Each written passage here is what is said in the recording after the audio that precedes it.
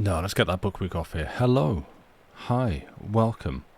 How are we all doing? I'm Sam and you are listening to Literacy. And yeah, we've just gone from music to my voice. How are the relative volume levels? And how are we all doing? Are we all well? Is presumably everyone. That's been said with a lot more judgment than is intended. Presumably everyone is enjoying Dave's music stream. I was lurking, and some of it sounded pretty good. I will admit. I'm not Winnie the Pooh. I am denying the allegations that I'm Winnie the Pooh. Sounds like it can come down a bit more, but it's close. Okay, I will probably have forgotten by the time we get to the break. Sherlock was asleep, or while you watch Dave's stream, as soon as you put on me, he's wide awake and watching. Let's go. Can I get some cats in chat for Sherlock? Music is still about necessarily loud. Okay, yeah, I made it my profile picture. The ship has sailed. Well, I was bullied into making it my profile picture by all of you. Yeah, if someone with a better memory than me wants to remind me in the break, I can turn the music down a little bit more. That would be good. Yeah, I don't want it to be loud for people. I'd like to keep a decent audible balance. Yeah. For those that aren't on the Discord, and I guess in particular part of the Longest John's Discord, helpfully, an explainer during one stream some months ago where I was playing Alan Wake 2, which is inconsequential. I just happened to be wearing a yellow t-shirt and a red hoodie, which frankly is a fairly common combination around here because I have like 2 yellow t-shirts and 1 red hoodie that I wear all the time. And twitch.tv/majestic salad happened to show up and say, "Hey Sam, why are you dressed like Winnie the Pooh?" And with that simple curse, apparently cracked the seal on something ancient that should have been buried away, that we both, and frankly everyone, I think, regrets to some degree. Lucy did compound it by coming in and saying, "Oh yeah, I think Sam does a really good Winnie the Pooh impression," which is not true. I don't. I've never even attempted a Winnie the Pooh impression, but from that moment on, the fates were sealed. And, the bell's been rung, and such as you were wrong in so many more ways than either of us can count. No regrets. Yeah, exactly. So yeah, now apparently, like some kind of mark of shame, I have to wear this allegation that I dress like Winnie the Pooh and can do a good impression. I do neither of these things, but here we go. Such is the meme. And you can either get on board and try to take the wheel, or stand in the way of progress and get hit. So I decided that why not jump into traffic, as it were, and change my profile picture to the truly horrific Photoshop job. Horrific in terms of like soul destroying, not wow, this is low quality. That Andy Pants made of my face photoshopped into Winnie the Pooh. And that is now my own personal cross to bear. An ancient civilization lived under the cabin of Cauldron Lake. In who woke it, Arian? Who are you pointing the finger at here? Because it was not me. It is both low quality and soul. Oh yeah, I wasn't impugning the quality of it. I've frankly forgotten what I was saying 20 seconds ago. It may not even exist in time. It probably didn't. Hi, welcome in everybody. This is Literacy. I'm Sam, and we're going to be reading a little bit more Kidnapped in a bit by Louis Stevenson, wherein I shall be attempting some Scottish accents. Time probably didn't happen. No, exactly. I mean, I'd like to bring up my favourite observation all the time, so to speak, that, time as we perceive it is just a product of us spinning around the sun, spinning through the galaxy spinning through the universe really, really fast. Unthinkably fast. They haven't invented numbers that big. Yeah, they have. To quantify that, and that's why we perceive time, I guess. Also, I don't know. It's like, I'm not a physicist. Certainly not an astrophysicist. Time's a social contract, yeah, but also an actual literal one. Yeah, Lynn, just in time. A well-chosen phrase. Numbers so big they become letters. Exactly. We use adjectives instead of numbers to really quantify them.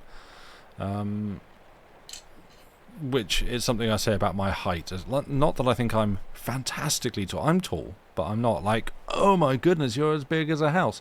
But generally, when asked how tall I am, if you give a number, it's like, oh, that's a lot. But you've got to get descriptive with it instead to really sell it to people. You've been told that I'm tall. I don't know. Everything looks fine to me. Mainly, I will do a double take if I see someone else the same height as me. So you just hear me typing away. Don't worry about that. Yeah, like that. That's where when I recognise it, I'm like, oh, that person's as tall as me. Right.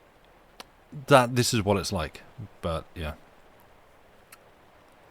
Okay, sure.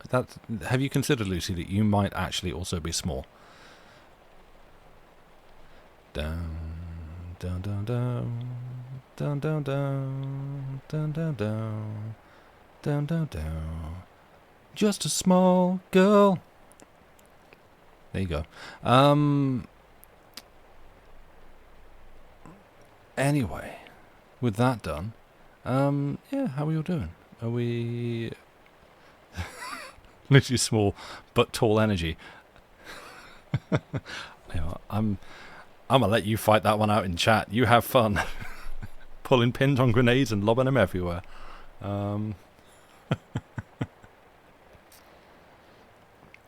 Anyway, yes, I have water, so I have my hydration. It's not as warm this evening as it has been. It's apparently down to 15 degrees. Guess that means summer's gone, then, eh? We had a tiny bit of rain yesterday. None of the storms that the rest of the country's had, which is kind of disappointing because, love a good hot winter followed by just a sudden blast of rain. It's great. It's not sarcastic. I love that.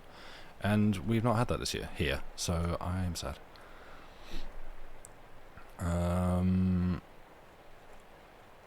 Yeah, I don't know. Is there anything else? Oh, I'm not trying to do like a coy, is there anything else to talk about? Knowing that on the opening slide we have the book week schedule, which actually I'll stick that up on here for a bit while I talk, so you can all look at book week. There. Let's make that a little smaller. Whoop whoop, that's the sound of the police or some other emergency service. Book week is coming up. It starts on the... Wait, does it start on the 8th of the 8th at 8? That's completely accidental. We've had this come up recently. We'll go with the good luck in China, not any of the other problematic readings of those numbers. But yeah. No, I literally just looked at that now. I was like, wait, hang on, that's all. Yeah, okay, that all lines up in that way. Cool. Yeah, so do we need to reschedule?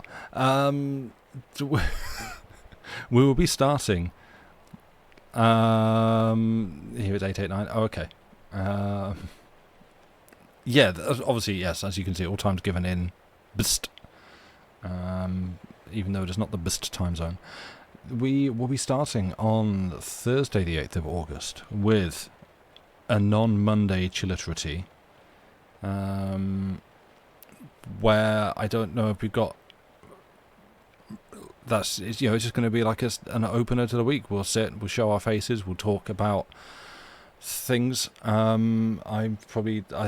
more stuff I need to read, frankly, before then, so that I've got new conversation topics. That'd be good.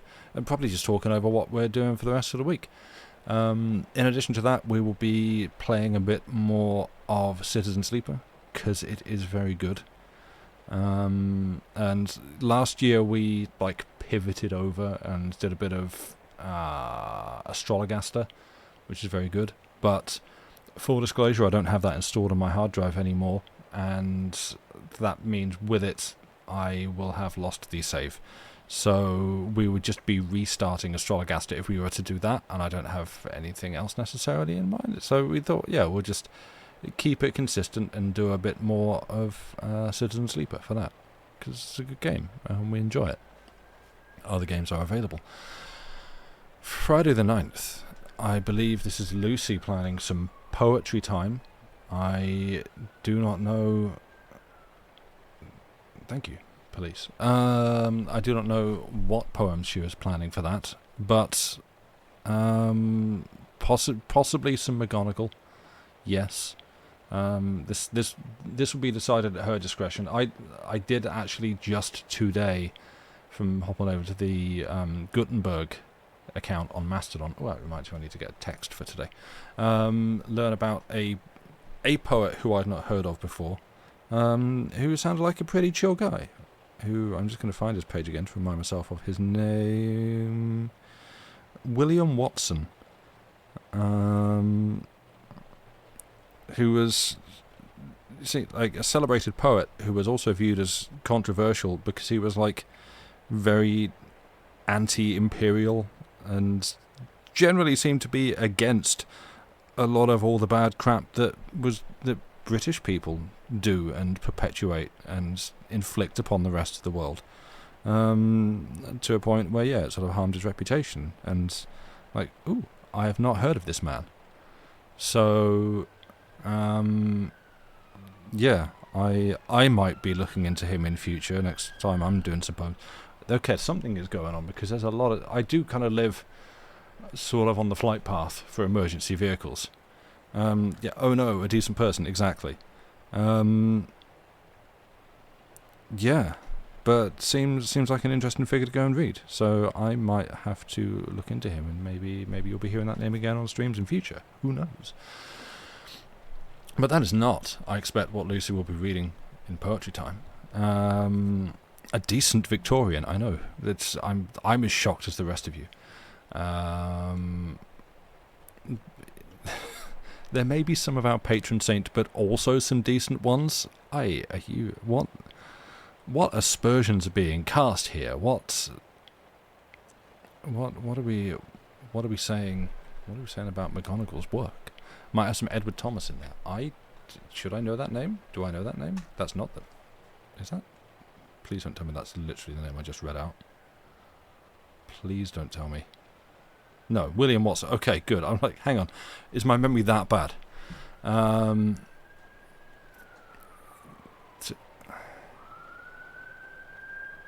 Bunch of sirens going off. I apologise. If it continues, I will shut the windows. Local poet to you. Sick. Okay, cool. Yeah, do that. I mean, it's your show. You do what you like.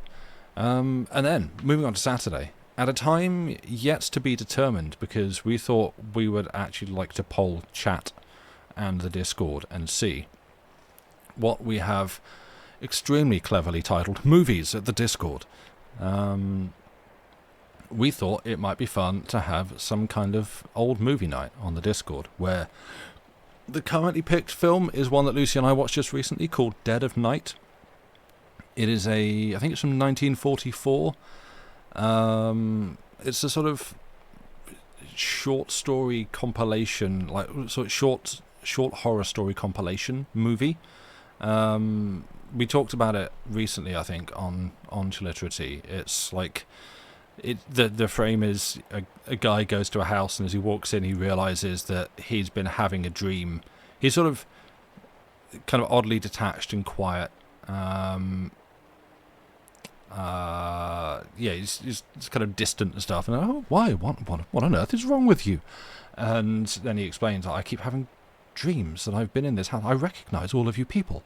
And they're like, oh, well, a funny thing happened to me recently. And they all kind of tell him their own stories of weird things that have happened to them. And we like started watching it expecting kind of naff, kind of camp 1940s like horror and like trashy special effects and stuff. No, turns out it's a really good film. Like, we just really enjoyed it. It was excellent from start to finish. And so that's kind of what puts in mind of like, oh, this would actually just be a fun thing to do. So I'm thinking maybe that. There's a couple of other films that I learned about in the process of looking up more about this, which also sound like very good films from the same kind of era. One from around the same time, one from, I think, 1961. The Dracula movie, nah. I mean, as Andy Pant says, there's a lot. But no, I'm kind of set on this. Or maybe one of the other ones that I looked up. But yeah, this was a very good film. And basically we kind of want to share it with everyone else. And so the thinking is we will try and do like a Discord watch along with this. So like, and not like everyone sitting in voice chat talking over each other and talking over the film, because that's going to be annoying. So we'll just like open a channel and stream it so that everyone can watch. And then we'll just like sit and watch a film and type along and so on and so forth, and just have a little bit of a social hangout. Not entirely unlike the other week when The Longest Johns were on Radio 3, and everyone sat in a channel over there and listened to the radio, which was just a really lovely, cool time. And I like that sort of event, and I would like to do a bit more of that occasionally.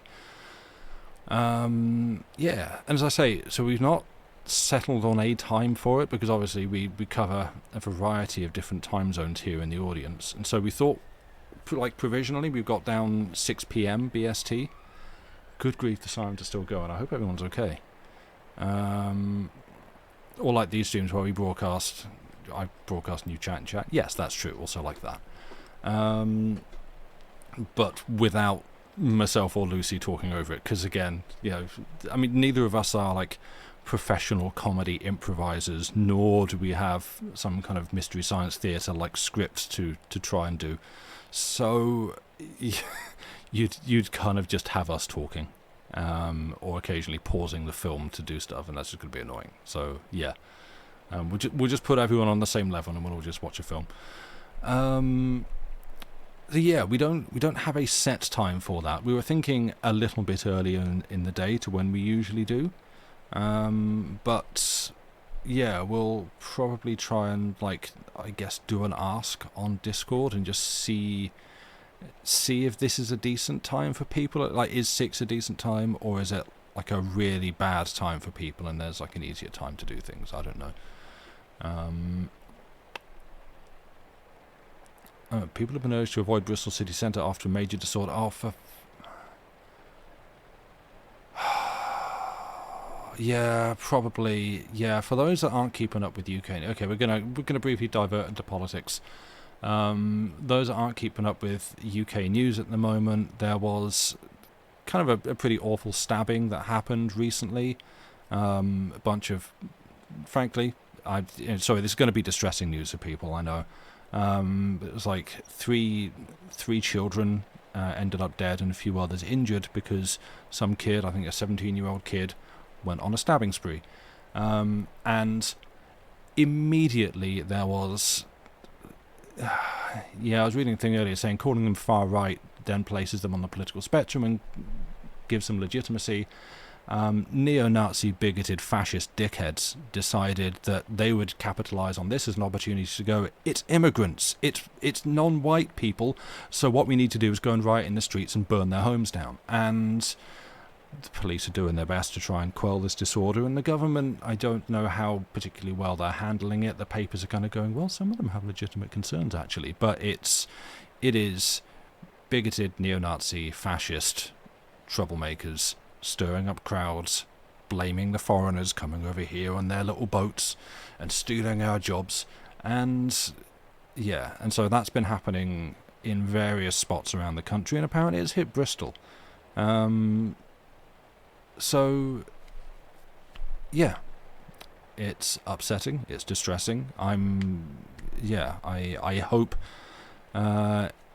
is that the perpetrator who's English but just looks a bit brown and idiots to decide he's Moroccan? Yeah, there's been a bit of that.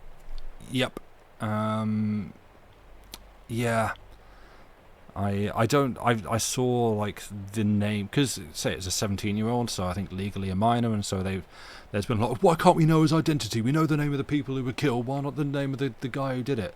Well, probably because legally he's protected by the law, but they have now given out like his name and age and stuff, so I guess people have looked him up and gone, see, he's a foreigner, isn't he?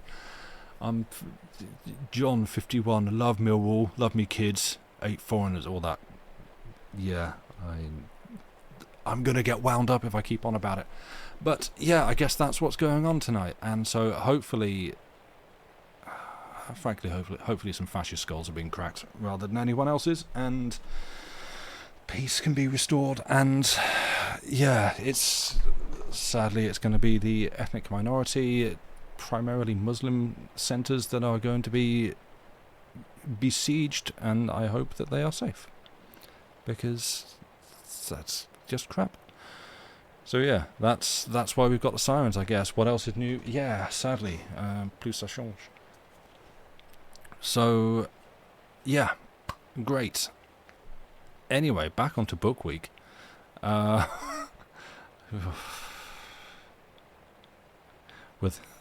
With that topic handled, and back onto something fun. So yeah, we'll see. Well, I guess ask on the Discord if 6 p.m. for movie night is alright, and see what people say. Sunday, revisiting old stories. I think that's me. Me and Lucy. That's it. This is both of us. We will be peek behind the curtain. Frankly, it's a way for us to not have to plan too much for a stream and a week of planned streams. But yeah, it's nice to go back and reread some of the short stories that we've already done. Frankly, I'm someone who I struggle to go back sometimes and rewatch a film I've enjoyed, or play a game that I've previously enjoyed again, or reread a book.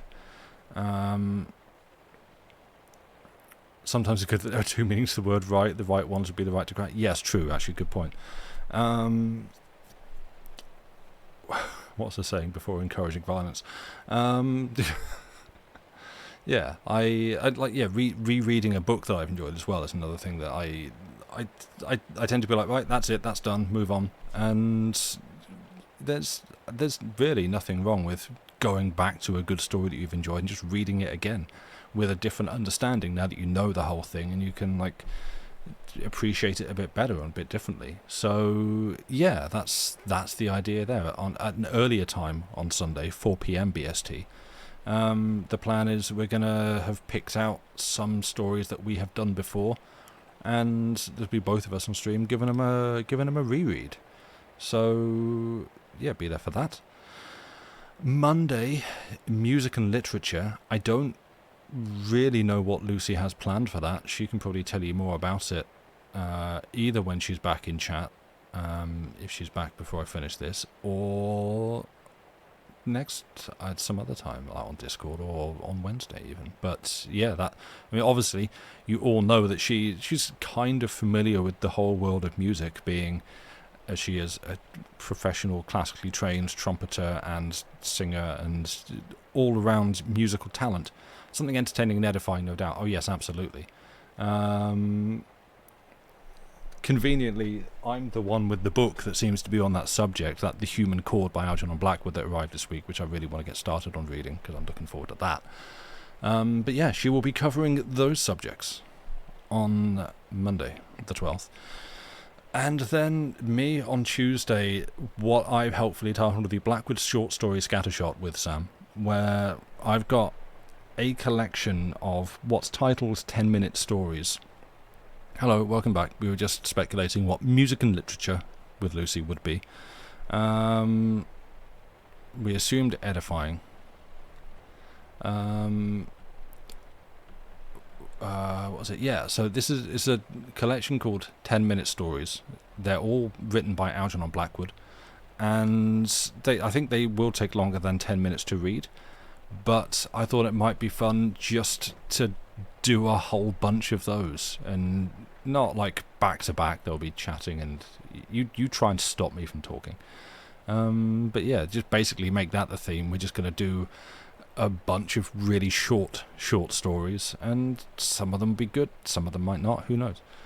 And then on Wednesday the 14th, Lucy's going to be doing some Sherlock Holmes stories in kind of the regular slot. You may notice actually that for this week Kidnapped will be put on hold. That's because it's kind of with like last year's one, we had Lucy doing the regularly scheduled, because she was in the middle of A Tale of Two Cities, I believe.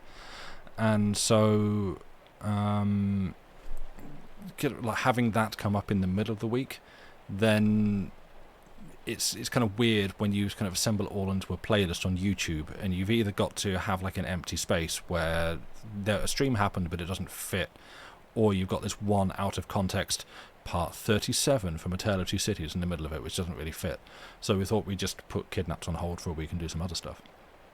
But short stories are fine, so Lucy's going to be doing Sherlock Holmes short stories, and you're going to enjoy it.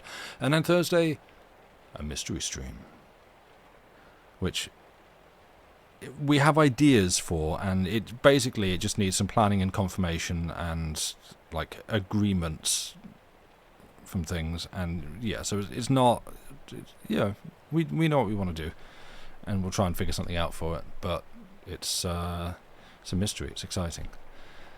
Exactly. We may or may not. We can neither confirm nor deny that we do have plans for the stream. And directly after Sherlock Holmes, who loves solving mysteries. So yeah, that's no kidnapping during book week. No, exactly. People have got to be at their PCs. Yeah. We want you all to be safely where you're comfortable. Yeah. So that is book week. Get excited. It's coming up faster than I expected. Even though I left myself a reminder in my calendar fully a month ago. And yes, I will be at Lucy's for some of it, which may make some of the running of things a little bit complicated, but we're smart, we'll figure it out. It's a little bit kidnapping, yes, true. Anyway, I've talked, we're like half an hour in. Shall I actually start a story? Would you like some reading and some bad Scottish accents? That's right. That's why I opened my browser. I was going to find a text.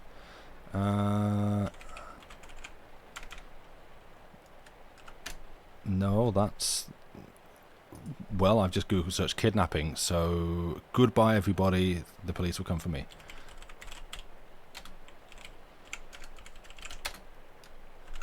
There we go, that's the search. Right. And where are we starting from? Chapter 6. Great. There. With all the lovely illustrations. These are some good illustrations in this, I have to say. Oh, thank you. Wait, is it? Aha, no, there. Because mine has the chapter start. Ha. Right. I have been beaten to it, but if you look, mine takes you to the right starting point. Therefore, I win. So,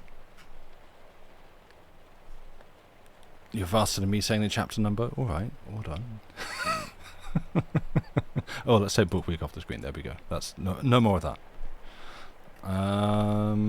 Anyway.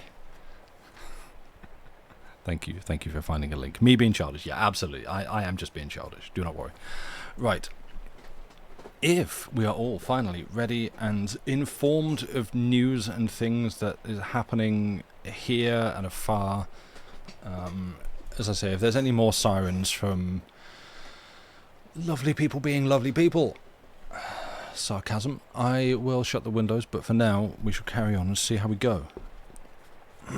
So if we are all ready and settled and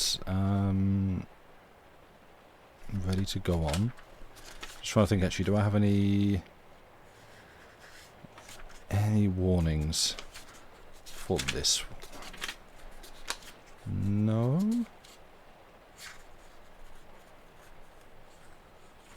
No. Oh wait, where's... Right. Yeah, no, I think we're kind of okay. We're gonna get a feel for the tone of this book in this one, which is a little bit of a warning. Yeah. Just to let you... Oh, it's another siren. Okay, we'll see. But yeah, if we're ready, we shall finally get round to hearing a story with Kidnapped by Robert Louis Stevenson. Chapter 6. What Befell at the Queen's Ferry. As soon as we came to the inn, Ransom led us up the stairs to a small room with a bed in it, and heated like an oven by a great fire of coal. At a table hard by the chimney, a tall, dark, sober-looking man sat writing. In spite of the heat of the room, he wore a thick sea jacket, buttoned to the neck, and a tall, hairy cap drawn down over his ears. Yet I never saw any man, not even a judge upon the bench, look cooler or more studious and self-possessed than this ship captain. He got to his feet at once, and coming forward, offered his large hand to Ebenezer. "I am proud to see you, Mr. Balfour," he said, in a fine, deep voice, "and glad that ye are in time. The wind's fair and the tide upon the turn. We'll see the old coal bucket burning in the Isle of May before tonight." "Captain Hoseason," returned my uncle. "You keep your room, Uncle Hot." "It's a habit I have, Mr. Balfour," said the skipper. "I'm a cold-life man by my nature. I have a cold blood, sir. There's neither fur nor flannel, no, sir, nor hot rum will warm up what they call the temperature. Sir, it's the same with most men that have been carbonadoed, as they call it, in the tropic seas." "Well, well, Captain," replied my uncle, "we must all be the way we're made."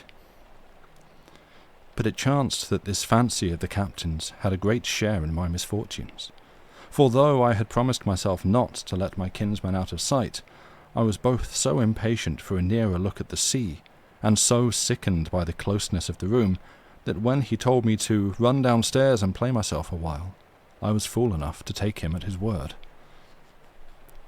Away I went, therefore, leaving the two men sitting down to a bottle and a great mass of papers, and crossing the road in front of the inn, walked down upon the beach.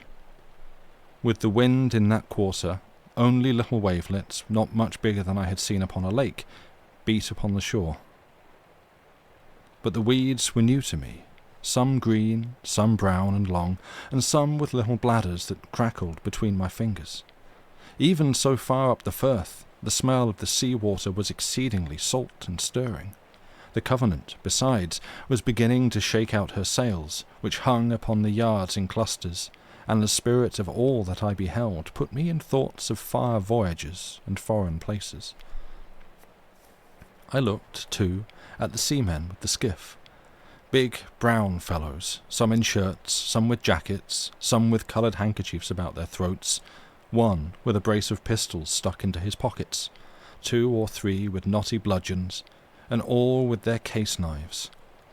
I passed the time of day with one that looked less desperate than his fellows, and asked him of the sailing of the brig. He said they would get under way as soon as the ebb set, and expressed his gladness to be out of a port where there were no taverns and fiddlers, but all with such horrifying oaths that I made haste to get away from him. This threw me back on Ransom, who seemed the least wicked of that gang, and who soon came out of the inn and ran to me, crying for a bowl of punch. I told him I would give him no such thing, for neither he nor I was of an age for such indulgences. "But a glass of ale you may have, and welcome," said I. He mopped and mowed at me, and called me names, but he was glad to get the ale, for all that, and presently we were set down at a table in the front room of the inn, and both eating and drinking with a good appetite. Here it occurred to me that, as the landlord was a man of that county, I might do well to make a friend of him. I offered him a share, as was the custom in these days, but he was far too great a man to sit with such poor customers as Ransom and myself, and he was leaving the room when I called him back to ask if he knew Mr. Ranquillo. "Hoot, aye," says he, "and a very honest man. And oh, by the by," says he, "was it you who came in with Ebenezer?" And when I had told him yes, "You'll be no friend of his?" he asked, meaning in the Scottish way that I would be no relative. I told him no, none. "I thought not," said he, "and yet ye have a kind of glyph of Mr. Alexander." I said it seemed that Ebenezer was ill seen in the country. "Nae doubt," said the landlord. "He's a wicked old man, and there's many would like to see him gunning in a toe. Jeanette Clouston and Mony Mair that has been harried out of house and Jeanette Clouston and Mony Mair that has been harried out of house and him. And yet he was once a fine fellow too. But that was before the sow gaed abroad about Mr. Alexander, and that was like the death of him." "And what is it?" I asked. "Oh, just that he had killed him," said the landlord. "Did you never hear that?" "And what would he kill him for?" said I. "And what for? But just to get the place," said he. "The place?" said I. "The shores?" "Near the place that I ken," said he. "Aye, man," said I. "Is that so? That was Alexander, the eldest son." "Indeed was he," said the landlord. "What else would he have killed him for?" And with that he went away, as he had been impatient to do from the beginning. Of course, I had guessed it a long while ago, but it is one thing to guess, another to know, and I sat stunned with my good fortune, and could scarce grow to believe that the same poor lad who had trudged in the dust from Ettrick Forest not 2 days ago was now one of the rich of the earth, and had a house and broad lands, and if he but knew how to ride, might mount his horse tomorrow. All these pleasant things and 1,000 others crowded into my mind as I sat staring before me out of the inn window, and paying no heed to what I saw. Only I remember that my eye lighted on Captain Hoseason down on the pier among his seamen, speaking with some authority, and presently he came marching back towards the house, with no mark of a sailor's clumsiness, but carrying his fine, tall figure with a manly bearing, and still with the same sober, grave expression on his face. I wondered if it was possible that Ransom's stories could be true, and half disbelieved them. They fitted so ill with the man's looks. But indeed, he was neither so good as I supposed him, nor quite so bad as Ransom did. For, in fact, he was 2 men, and left the better one behind as soon as he set foot on board his vessel. The next thing, I heard my uncle calling for me, and found the pair in the road together. It was the captain who addressed me, and that with an air, very flattering to a young lad, of grave equality. "Sir," said he, "Mr. Balfour told me great things of you, and for my own part I like your looks. I wish I was for longer here, and that we might make the better friends, but we'll make the most of what we have. You shall come on board my brig for a half an hour till the ebb starts, and drink a bowl with me." Now I longed to see the inside of a ship more than words can tell, but I was not going to put myself in jeopardy, and I told him my uncle and I had an appointment with a lawyer. "Aye, aye," said he. "He passed me a word of that. But, ye see, the boat'll set ye ashore at the town pier, and that's but a penny stonecast from Ranquillo's house." And here he suddenly leaned down and whispered in my ear, "Take care of the old Todd, he means mischief. Come aboard till I can get a word with ye." And then, passing his arm through mine, he continued aloud as he set off towards his boat, "But come, what can I bring you from the Carolinas? Any friend of Mr. Balfour's can command. A roll of tobacco, Indian feather work, a skin of wild beast, a stone pipe, the mockingbird that mews for all the world like a cat, the cardinal bird that is as red as blood. Take your pick and see your pleasure." By this time we were at the boat side, and he was handing me in. I did not dream of hanging back. I thought The poor fool, that I had found a good friend and helper, and I was rejoiced to see the ship. As soon as we were all set in our places, the boat was thrust off from the pier and began to move over the waters. And what with my pleasure in this new movement, and my surprise at our low position, and the appearance of the shores, and the growing bigness of the brig as we drew near to it, I could hardly understand what the captain said, and must have answered him at random. As soon as we were alongside, where I sat fairly gaping at the ship's height and strong humming of the tide against its sides, and the pleasant cries of the seamen at their work, Hoseason, declaring that he and I must be the first aboard, ordered a tackle to be sent down from the mainyard.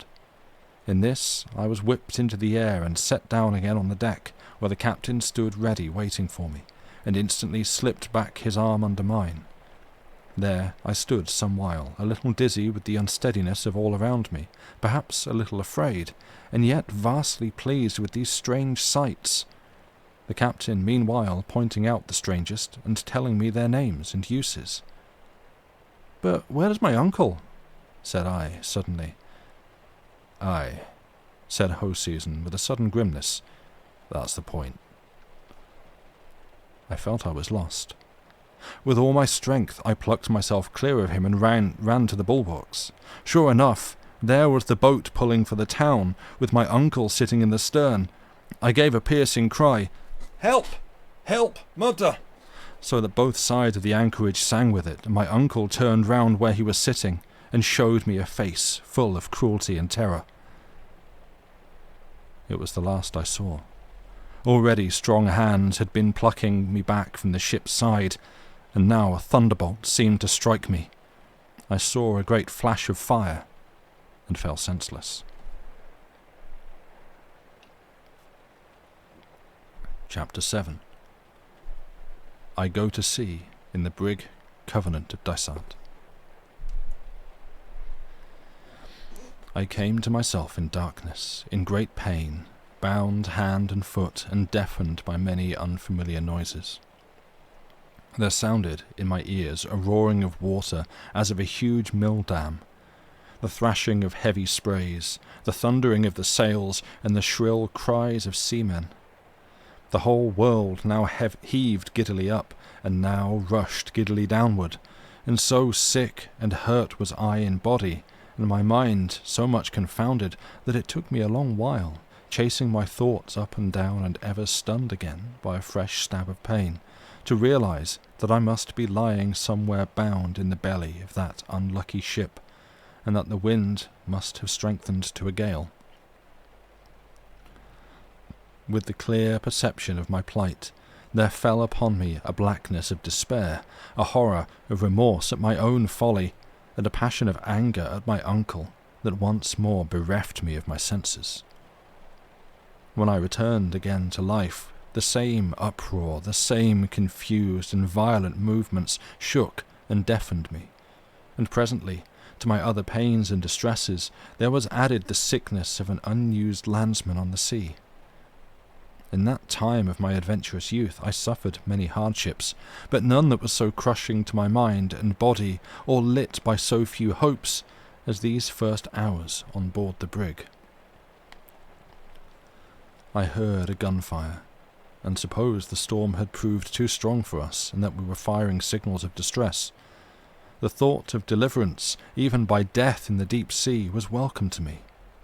Yet it was no such matter, but, as I was afterwards told, a common habit of the captain's, which I here set down to show that even the worst man may have his kindlier sides.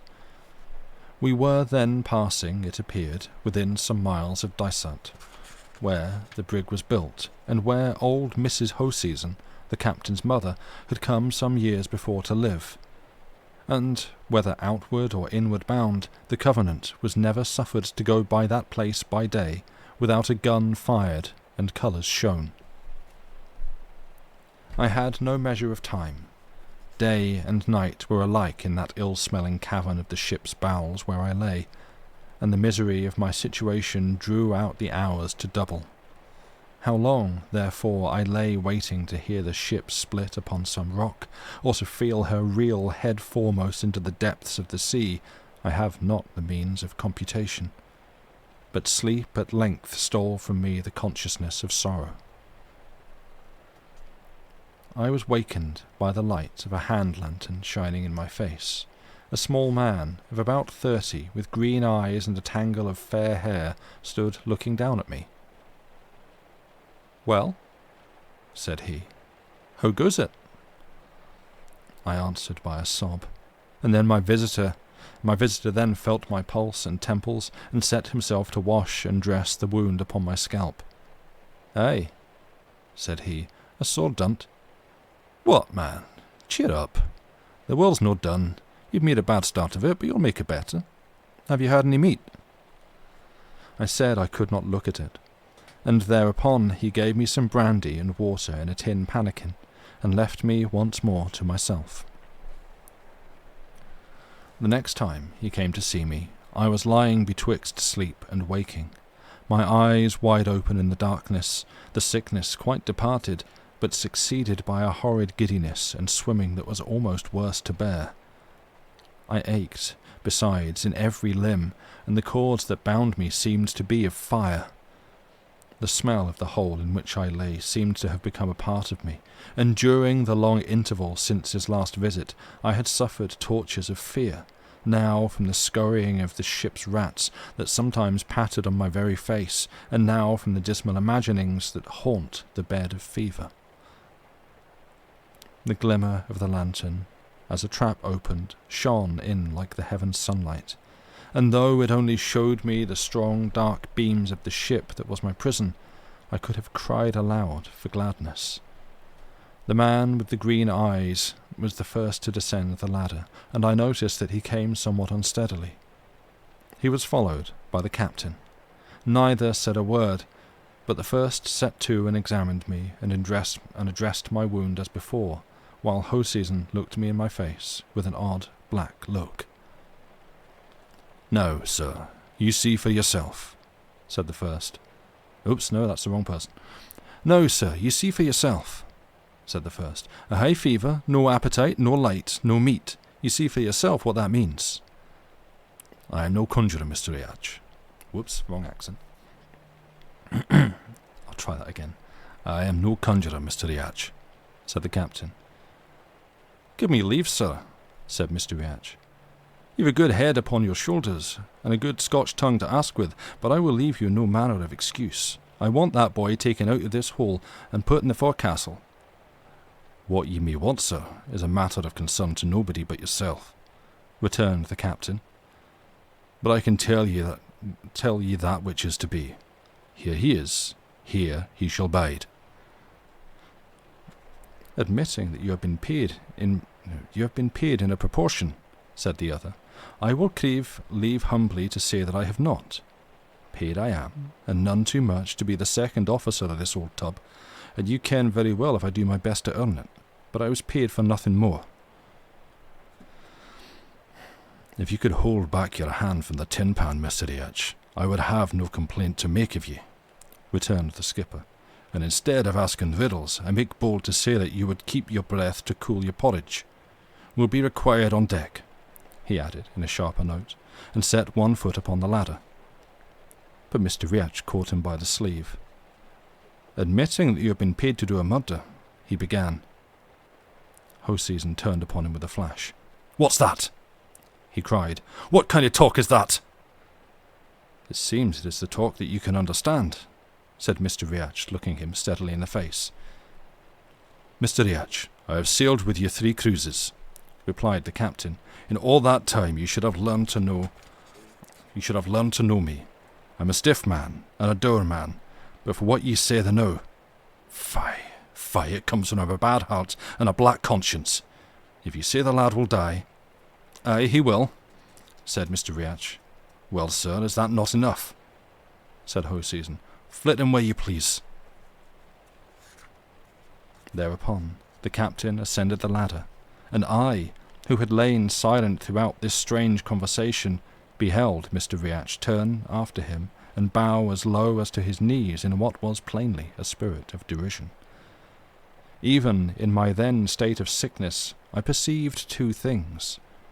that the mate was touched with liquor, as the captain hinted, and that, drunk or sober, he was like to prove a valuable friend.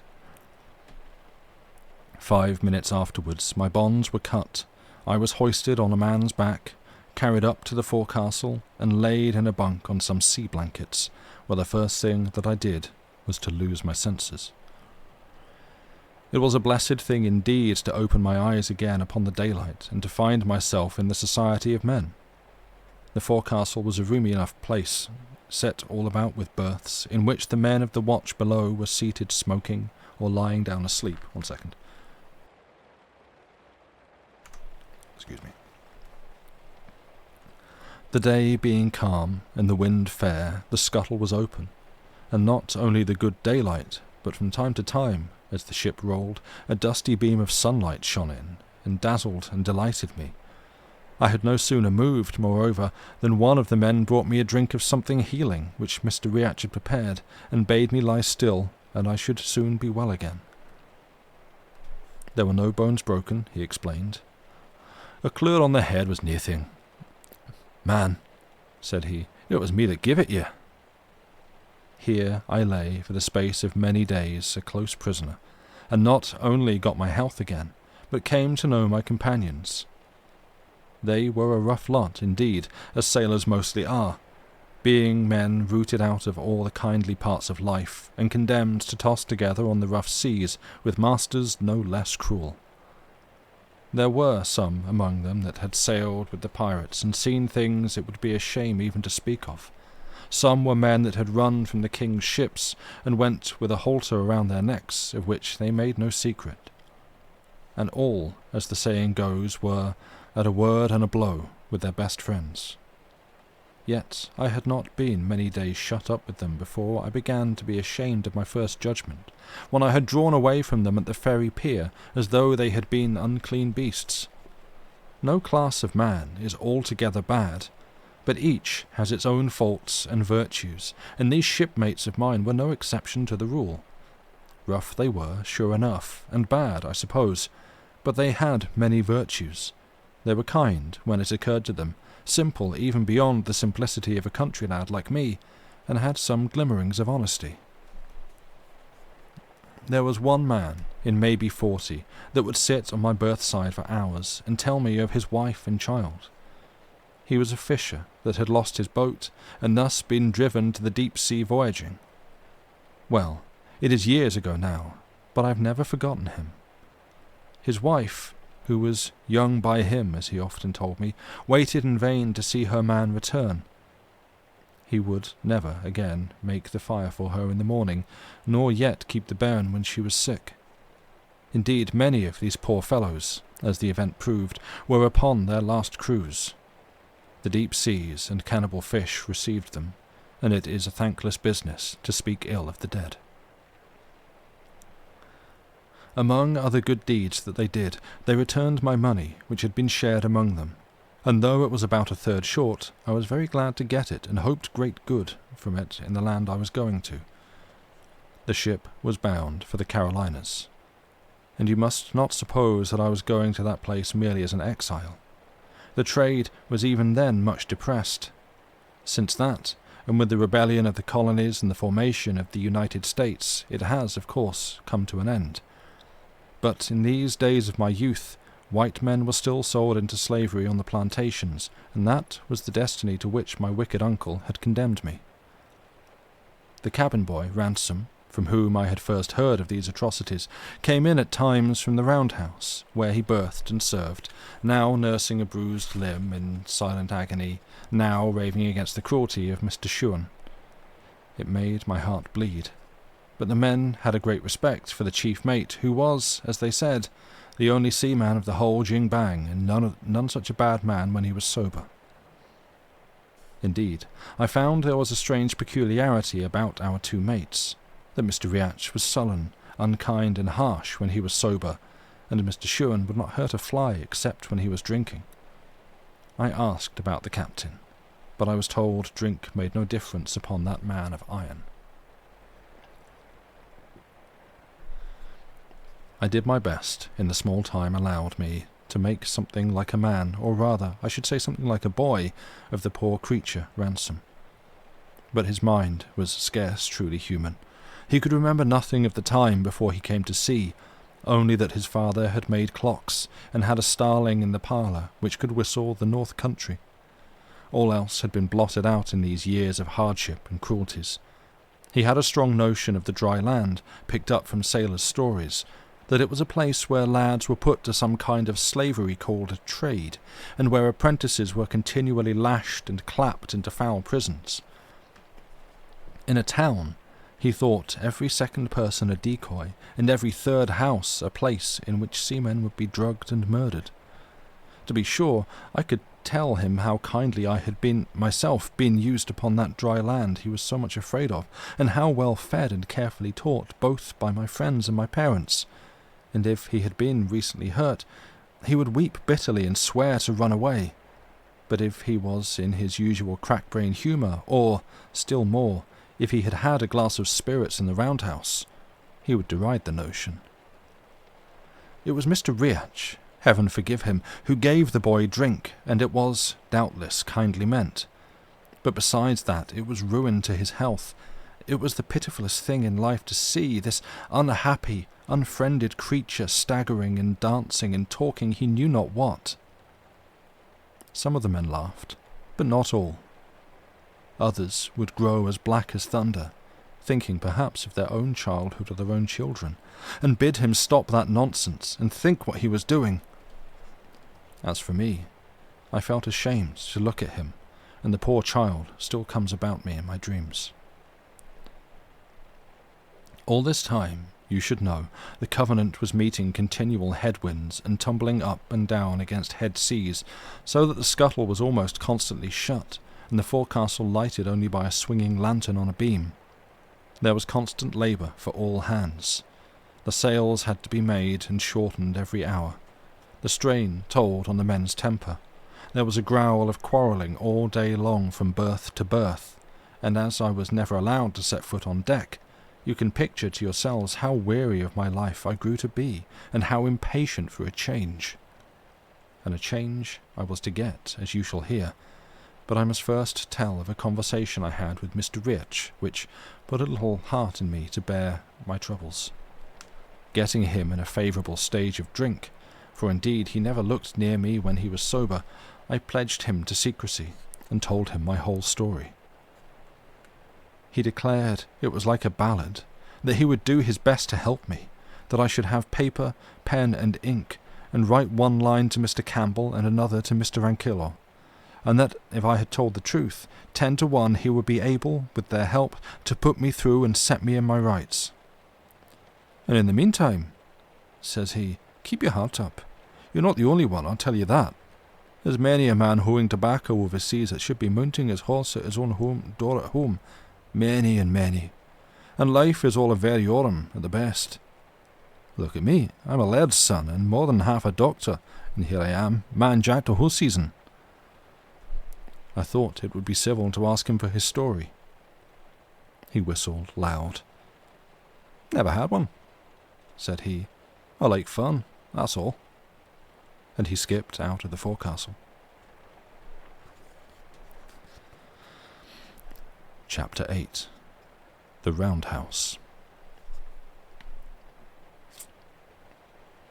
One night, about 12 o'clock, a man of Mr. Riach's watch, which was on deck, came down for his jacket, and instantly there began to go a whisper about the forecastle that Shuan has done for him at last. There was no need of a name. We all knew who was meant. But we had scarce time to get the idea rightly in our heads, far less to speak it, when the scuttle was again flung open, and Captain Hoseason came down the ladder. He looked sharply round the bunks in the tossing light of the lantern, and then, walking straight up to me, he addressed me, to my surprise, in tones of kindness. "My man," said he, "we want you to serve in the roundhouse. You and the ransom are to change berths. Run away aft with you." Even as he spoke, 2 seamen appeared in the scuttle, carrying Ransom in their arms, and the ship, at that moment, giving a great sheer into the sea, and the lantern swinging, the light fell direct on the boy's face. It was white as wax, and had a look upon it like a dreadful smile. The blood in me ran cold, and I drew in my breath as if I had been struck. "Run away aft! Run away aft with you!" cried Hoseason. And at that I brushed by the sailors and the boy, who neither spoke nor moved, and ran up the ladder on deck. The brig was sheering swiftly and giddily through a long, cresting swell. She was on the starboard tack, and on the left hand, under the arched foot of the foresail, I could see the sunset still quite bright. This, at such an hour of the night, surprised me greatly, but I was too ignorant to draw the true conclusion that we were going north about round Scotland, and were now on a high sea between the Orkney and the Shetland Islands, having avoided the dangerous currents of the Pentland Firth. For my part, who had been so long shut in the dark and knew nothing of headwinds, I thought we might be halfway or more across the Atlantic. And, indeed, beyond that I wondered a little at the lateness of the sunset light. I gave no heed to it, and pushed on across the decks, running between the seas, catching at ropes, and only saved from going overboard by one of the hands on deck, who had always been kind to me. The roundhouse, for which I was bound, and where I was now to sleep and serve, stood some 6 feet above the decks, and, considering the size of the brig, was of good dimensions. Inside were a fixed table and bench, and 2 berths, one for the captain and the other for the 2 mates, turn and turn about. It was all fitted with lockers from top to bottom, so as to stow away the officers' belongings and a part of the ship's stores. There was a second storeroom underneath, which you entered by a hatchway in the middle of the deck. Indeed, all the best of the meat and drink, and the whole of the powder were collected in this place, and all the firearms, except the 2 pieces of brass ordnance, were set in a rack in the aftermost wall of the roundhouse. The most of the cutlasses were in another place. A small window with a shutter on each side, and a skylight in the roof gave it light by day, and after dark there was a lamp always burning. It was burning when I entered, not brightly, but enough to show Mr. Shuan sitting at the table, with the brandy bottle and a tin pannikin in front of him. He was a tall man, strongly made and very black, but he stared before him on the table like one stupid. He took no notice of my coming in, nor did he move when the captain followed and leant on the berth beside me, looking darkly at the mate. I stood in great fear of Hoseason, and had my reasons for it, but something told me I need not be afraid of him just then, and I whispered in his ear, "Who is he?" He shook his head like one that does not know and does not wish to think, and his face was very stern. Presently Mr. Riach came in. He gave the captain a glance that meant the boy was dead, as plain as speaking, and took his place like the rest of us, so that we all 3 stood, without a word, staring down at Mr. Shuan, and Mr. Shuan, on his side, sat without a word, looking hard upon the table. All of a sudden he put out his hand to take the bottle, and at that Mr. Riach started forward and caught it away from him, rather by surprise than violence, crying out with an oath that there had been too much of this work altogether, and that a judgment would fall upon the ship. And as he spoke, the weather sliding doors standing open, he tossed the bottle into the sea. Mr. Shuan was on his feet in a trice. He still looked dazed, but he meant murder, aye, and he would have done it for the 2nd time that night, had not the captain stepped in between him and his victim. "Sit down!" roars the captain. "You sot and swine, do you know what you've done?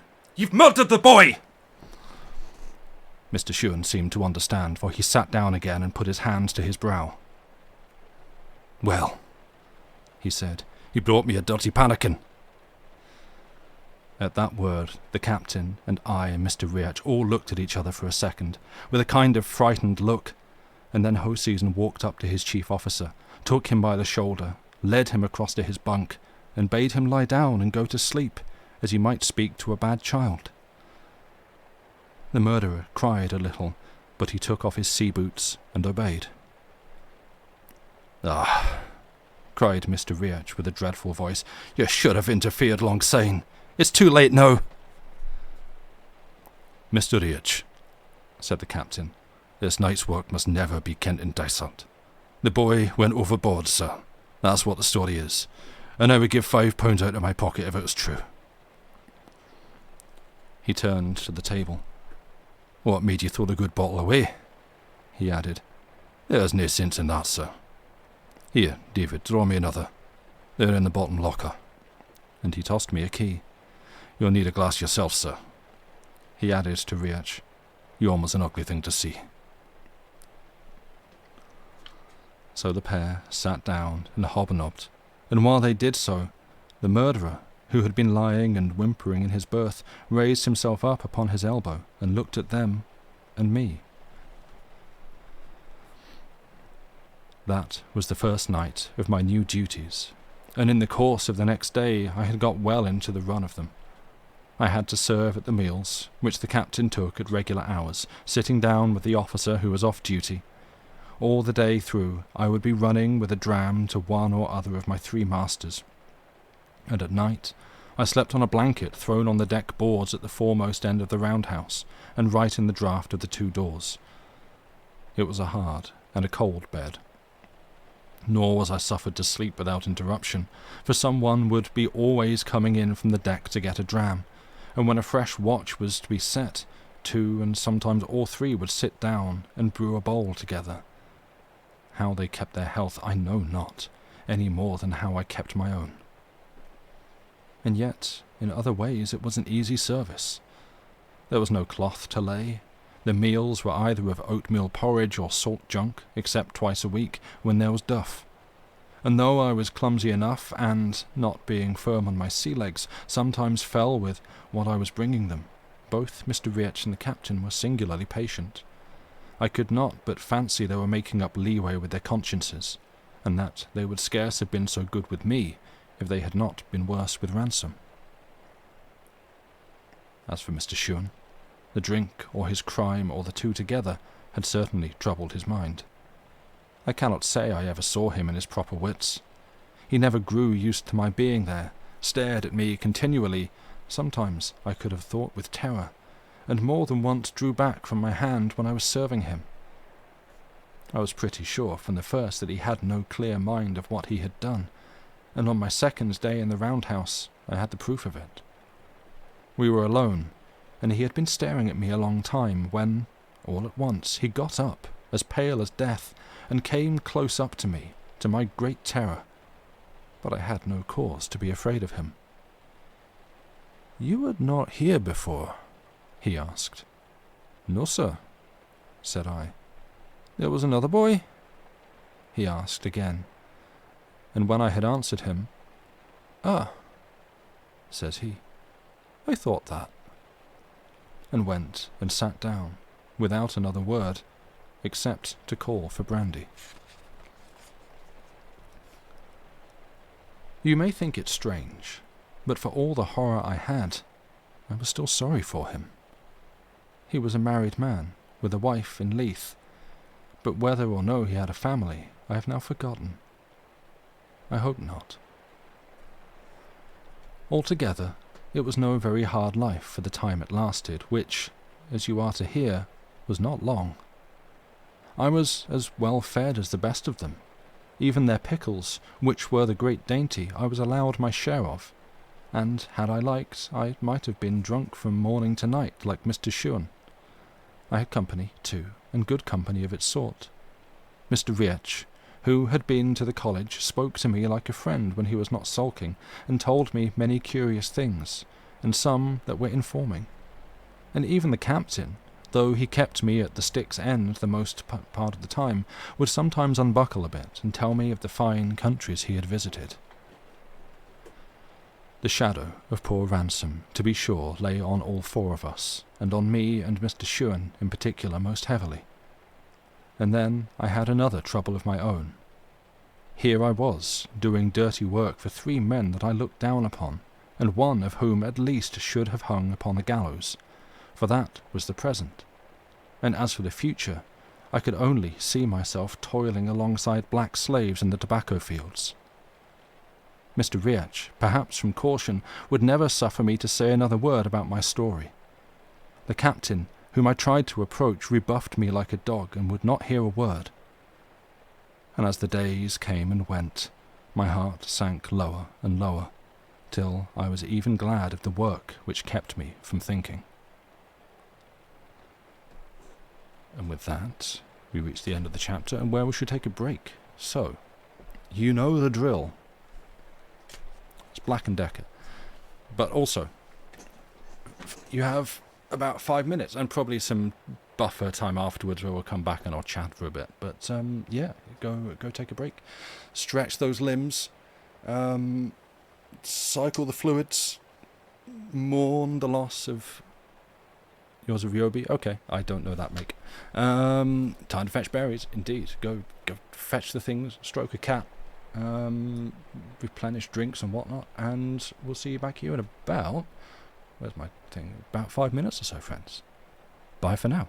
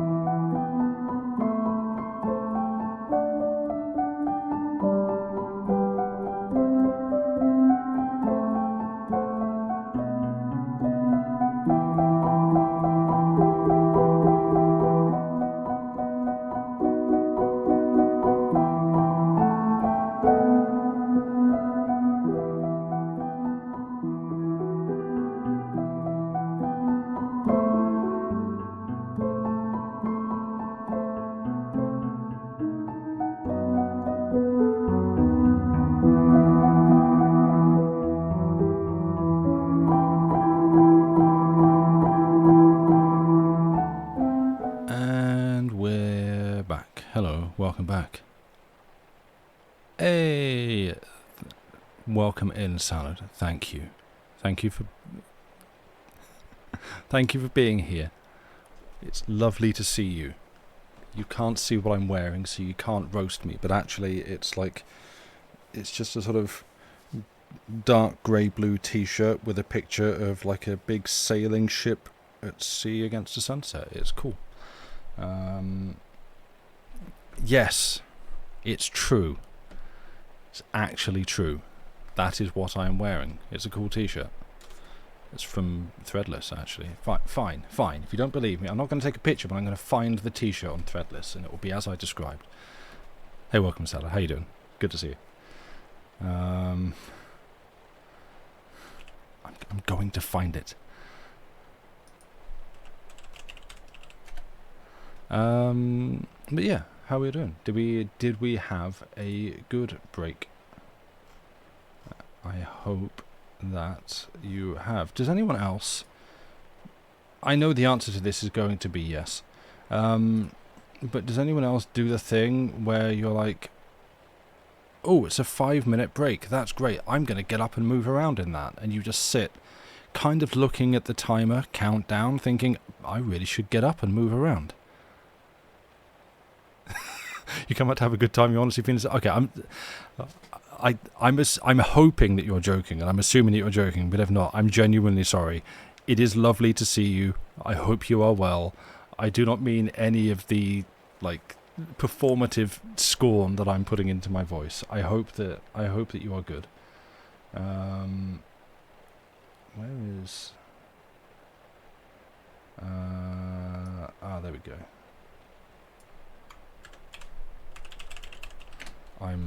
I'm going to find this t-shirt so that you all can see it, because actually it's a very cool t-shirt. And in the right colour. Is it that? What colour? Navy? I mean, what other colour would a sea t-shirt be? It's okay? Okay, good, because, yeah. There you go. That is the t-shirt that I'm wearing. It's cool as heck. Parodi, you got frozen bilberries? Nice. You went and looked for a snack but didn't find anything you wanted? It's not quite for sale, baby shoes never worn, but it's kind of up there. Never commenting on anyone's outfit again? Well, I mean, but it's produced so much of interest. You are welcome to. Thank you. Thank you for approving of my fashion choices. My only mistake was to buy it in a size that is a little too small for me. So I've not felt confident enough to wear it ever since I got it. Which has been a thing that I have been trying to address from multiple directions. But yeah, how are we all? Do we all have a worthwhile and good and fulfilling break that got things done? Apologies to anyone listening on headphones if I blew out the levels a little bit when host season decided to raise his voice, and I did accordingly. You've been abandoned by Cat. Oh no, I was going to say hello to Sherlock in particular, like the Wittertainment hello to Jason Isaacs, which probably nobody listening will know. It's a thing. There's a film review show by Mark Kermode and Simon Mayo called Wittertainment, where they review films. And a regular meme on that is where they give a shout out to Jason Isaacs with a hello to Jason Isaacs. So I'm going to start doing hello to Sherlock. Shouting was good and effective, not too loud at all. Great. I did lean away from the mic for it, so I'm glad that worked. Thank you. Yeah. Excitement. Drama. Like this book is moving along at a pace. I feel like there's... Oh no, the Winnie the Pooh resurgence does have you thinking of making a little animation to sit in the chair on the screen, but it will... No, do it. Do it, though. This isn't like the streamer's commission. Don't actually feel pressured into doing it, but if you want to do it, don't be discouraged from it. Yeah, feel free. Let her rip. Yeah, Jason Isaacs seems like a genuinely cool guy. So, yeah, always happy to give a shout out to him. If he's listening, Jason, how you doing? Hope you're well. But yeah, like, I feel like this is tearing along at a bit of a clip. There's a lot of places here where I feel, frankly, if Stevenson wanted, he could have taken another few pages to really like add a bit of breadth to things. But no, the man's just got his head down and going, and yeah, we're moving along. As you're about to find out, I did glance up and see Arian's thing. Like, Arian point out something that I liked as well. That to read what Arian said, I quite like that the narrator already knows what is going to happen, given he seems to have written it well after the events. Yeah, I like those. I kind of like those little like asides from the narrator. The narrator being its protagonist, David Balfour. But I appreciate that, like, Stevenson as the writer has allowed himself to just occasionally, infrequently leave in little bits of like, well, I thought this at the time. I was wrong, as you, dear reader, shall soon find out. Like those little asides and touches. I like that. And it's not a million miles away from a discussion I was reading on Blue Sky the other day from authors talking about how you can have fun with a narrator, that a narrator can itself, without being a character within the story, it doesn't have to be like, and this is the voice of some godlike being who is narrating the events that take place here. But the narrator can just have their own character and perspective and opinions on things without being a character. Like, they can be a character within the story without being a character within the story, which is frankly an interesting and fun thing to try and play with. You like it from a storytelling perspective and also from a story stakes perspective. It lets you not get too worried because you know he's going to come out okay eventually. Yeah, like it's always an interesting one, it feels to me, and it feels like a thing that's a lot more common in older stories where the narrator themselves, like the person who has written the book, is the protagonist. So you're kind of always going in with them being like, and then these things happened, and like, and I was about to die, like, but you don't, because you clearly live long enough to write this. But it's handled well here by both, as you say, raising the stakes and like giving a sense of that without sort of removing the tension and the drama. But yeah, you like the direction it's taken with the pirates not being evil caricatures but having a softer side too. Yes, I really like that he's being very central about it. Like, they have some good qualities, they have some bad qualities too. On one side they were kind to me, on the other side killed a boy. But I like just that, trying to give like a full portrait of the characters rather than just, well, they're all evil scumbags. That's it. Like, it's humanizing, frankly. Yeah, there was one particularly when he points out that whenever Ho Season sails past his mum's place, he has to fire a gun and fly the colour so she knows he's okay. That's really charming and redeeming. And yeah, his description of Mr. Shuren, like, he's obviously done something awful. He sounds like a pretty atrocious man in so many different regards. But also, as he says, I can't help but feeling sorry for him. And I respect that. That to me is good characterization. But anyway, rather than just sit and discuss the entire book now, we've still got half a stream to get on with. So, if you're all ready and sitting comfortably and have done your appropriate break time stretches and refreshments and whatnots, we shall carry on with... I was going to spoil things, but no, we just got some good story to come up. We shall carry on with Chapter 9, The Man with the Belt of Gold.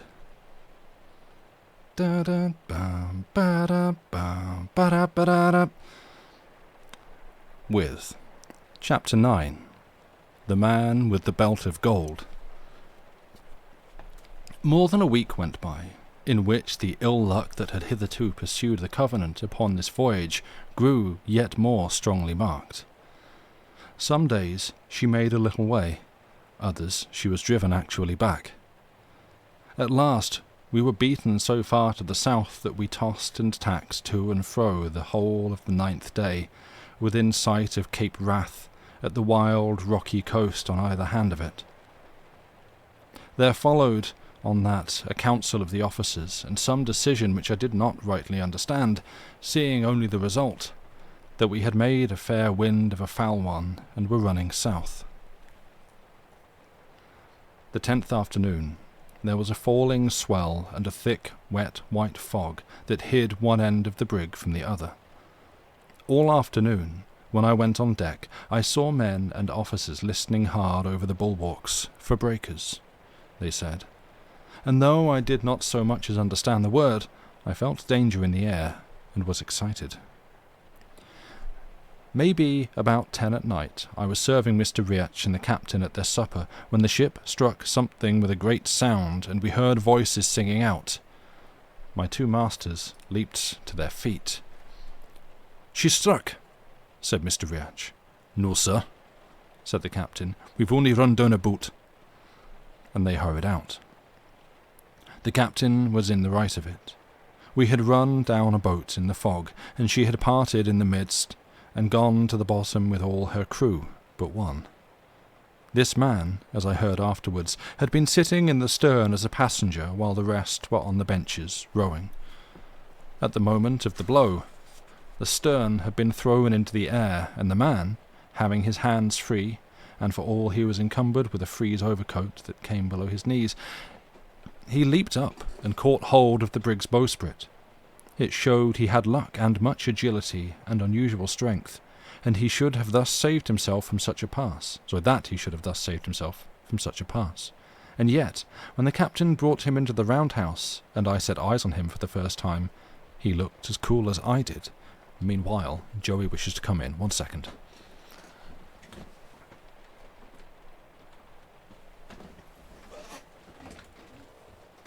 Hello, my cat. In you come. Watch your toes.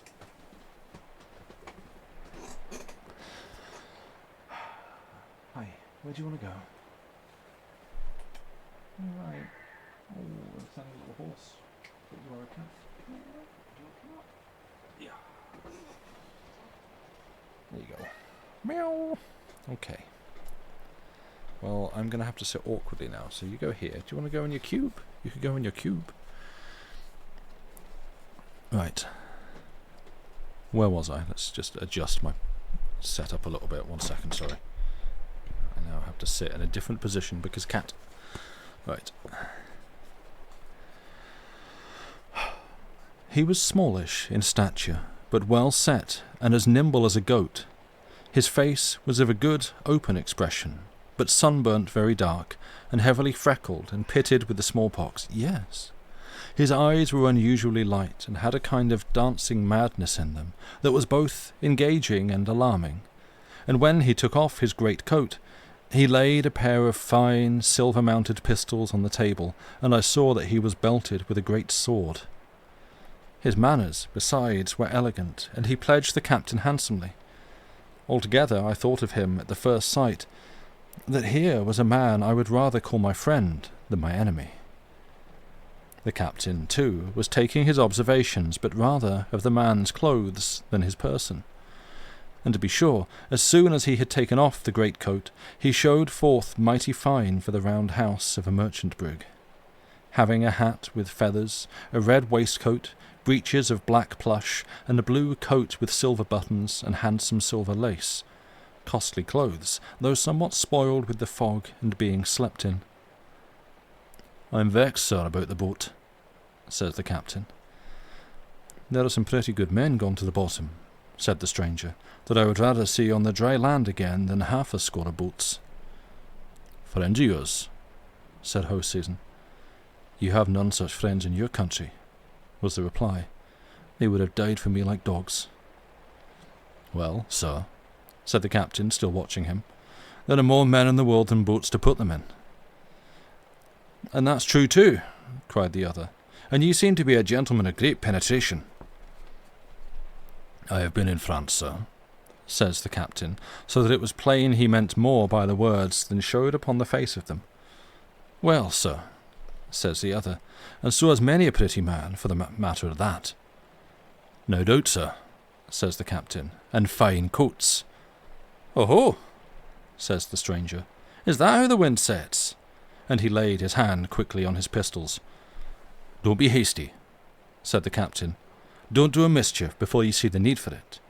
You've a French soldier's coat upon your back and a Scotch tongue in your head, to be sure, but so is many an honest fellow in these days, and I dare say none the worst of it." "So?" said the gentleman in the fine coat. "Are ye of the honest party?" Meaning, was he a Jacobite? For each side in these sort of civil broils takes the name of honesty for its own.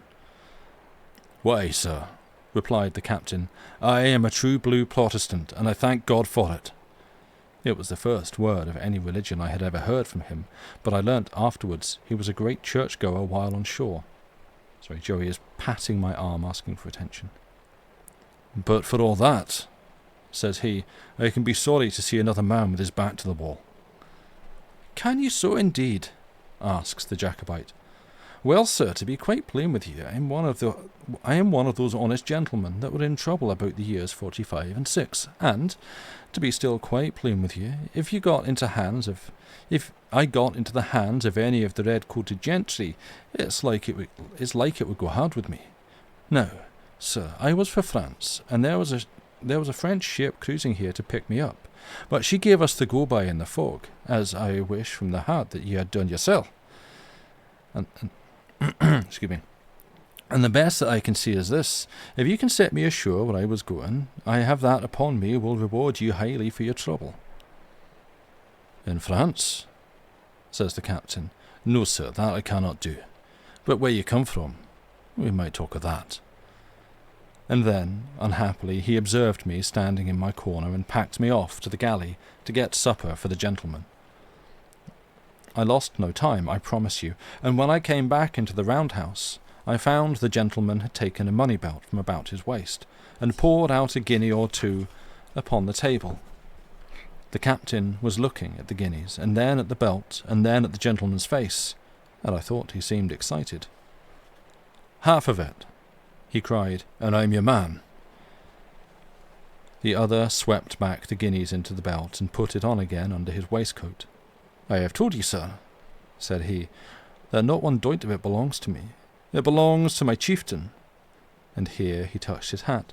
"And while I would be but a silly messenger to grudge some of it that the rest might come safe, I should show myself a hound indeed if I bought my own carcass any too dear. 30 guineas on the seaside, or 60 if you set me on the Linney Loch. Take it if you will. If not, you can do your worst." "Aye," said Hoseason, "and if I give you over to the soldiers?" "You would make a fool's bargain," said the other. "My chief, let me tell you, sir, is forfeited, like every honest man in Scotland. His estate is in the hands of the man they call King George, and it is his officers that collect the rents, or try to collect them. But for the honour of Scotland, the poor tenant bodies take a thought upon their chief lying in exile, and this money is a part of that very rent for which King George is looking. Now, sir, you seem to me to be a man that understands things. Bring this money within the reach of government, and how much of it will come to you?" "Little enough, to be sure," said Hoseason, and then, "if they knew," he added dryly. "But I think, if I was to try, that I could hold my tongue about it." "Ah, but I'll begot you there," cried the gentleman. "Play me false, and I'll play you cunning. If a hand's laid upon me, you shall ken what money it is."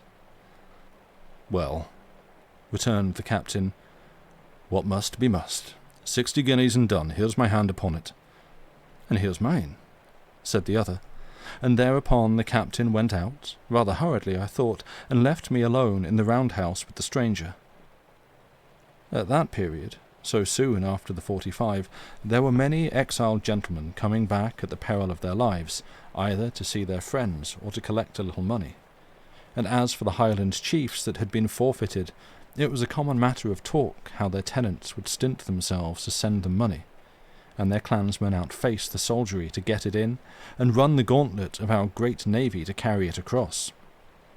All this I had, of course, heard tell of, and now I had a man under my eyes whose life was forfeit on all these counts, and upon one more. For he was not only a rebel and smuggler of rents, but had taken service with King Louis of France. And as if all this were not enough, he had a belt full of golden guineas round his loins.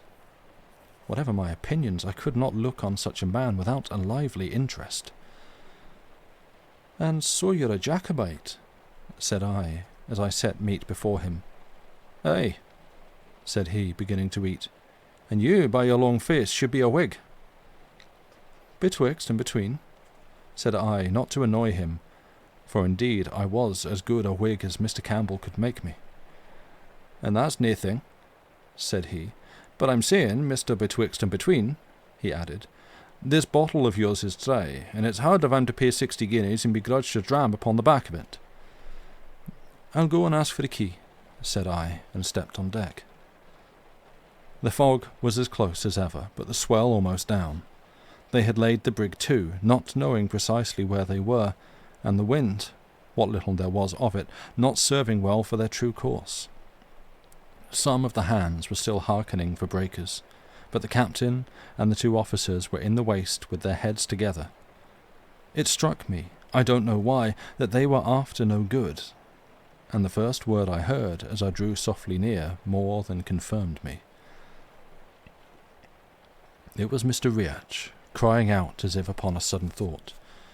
"Couldn't we whale him out in the roundhouse?" "He's better where he is," returned Hoseason. "He hasn't room to use his sword." "Well, that's true," said Riach, "but he's hard to come at." "Hut," said Hoseason. "We can get the man in talk, one upon each side, and pin him by the 2 arms. Or if that'll not hold, sir, we can make a run by both the doors and get him under hand before he has time to draw." At this hearing I was seized with both fear and anger at these treacherous, greedy, bloody men that I sailed with. My first mind was to run away. My second was bolder. "Captain," said I, "the gentleman is seeking a dram and the bottle's out. Will you give me the key?" They all started and turned around. "Why, here's our chance to get firearms," Riach cried, and then to me, "Hark ye, David," he said, "do you ken where the pistols are?" Aye, put in Hoseason. "David kens. David's a good lad. You see, David, my man, yon wild Highlandman is a danger to the ship, besides being a rank foe to King George, God bless him." I had never been so be-Davided since I came on board, but I said yes, as if all I heard were quite natural. "The trouble is," resumed the captain, "that all our firelocks, great and little, are in the roundhouse under this man's nose, likewise the powder. Now, if I or one of the officers was to go in and take them, he would fall to thinking. But a lad like you, David, might snap up a horn or a pistol or 2 without remark, and if you can do it cleverly, I'll bear it in mind when it'll be good for you to have friends, and that's when we come to Carolina." Here Mr. Riach whispered him a little. "Very right, sir," said the captain, and then to myself, "And see here, David, yon man has a belt full of gold, and I give you my word that you shall have your fingers in it." Joey, you're being very cute right now, but it is difficult to read when you are sinking your claws into my stomach. Hello. There. Ow.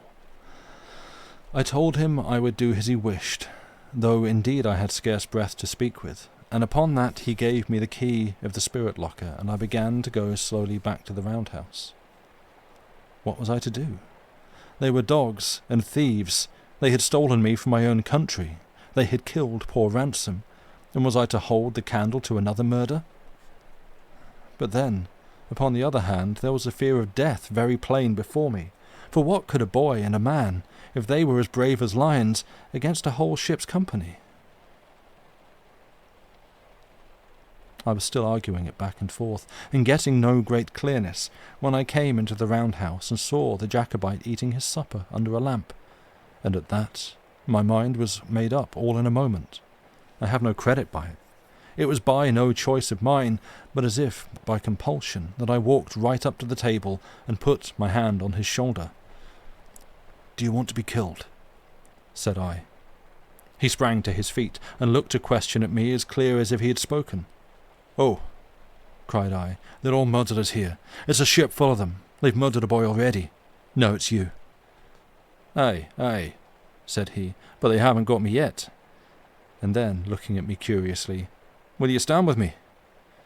"That I will," said I. "I am no thief, nor yet murderer. I'll stand by you." "Why, then," said he, "what's your name?" "David Balfour," said I. And then, thinking that a man with so fine a coat must like fine people, I added, for the first time, "of Shaw's." It never occurred to him to doubt me, for a Highlander is used to see great gentlefolk in great poverty. But as he had no estate of his own, my words nettled a very childish vanity he had. "My name is Stuart," he said, drawing himself up. "Alan Breck, they call me. A king's name is good enough for me, though I bear it plain and have the name of no farm midden to clap to the hind end of it." And having administered this rebuke, as though it was something of a chief importance, he turned to examine our defences. The round house was built very strong to support the breaching of the seas. Of its 5 apertures, only the skylight and the 2 doors were large enough for the passage of a man. The doors, besides, could be drawn close. They were of stout oak, and ran in grooves, and were fitted with hooks to keep them either shut or open as the need arose. The one that was already shut I secured in this fashion, but when I was proceeding to slide to the other, Alan stopped me. "David," said he, "for I cannae bring to mind the name of your landed estate, and so will make so bold as to call you David.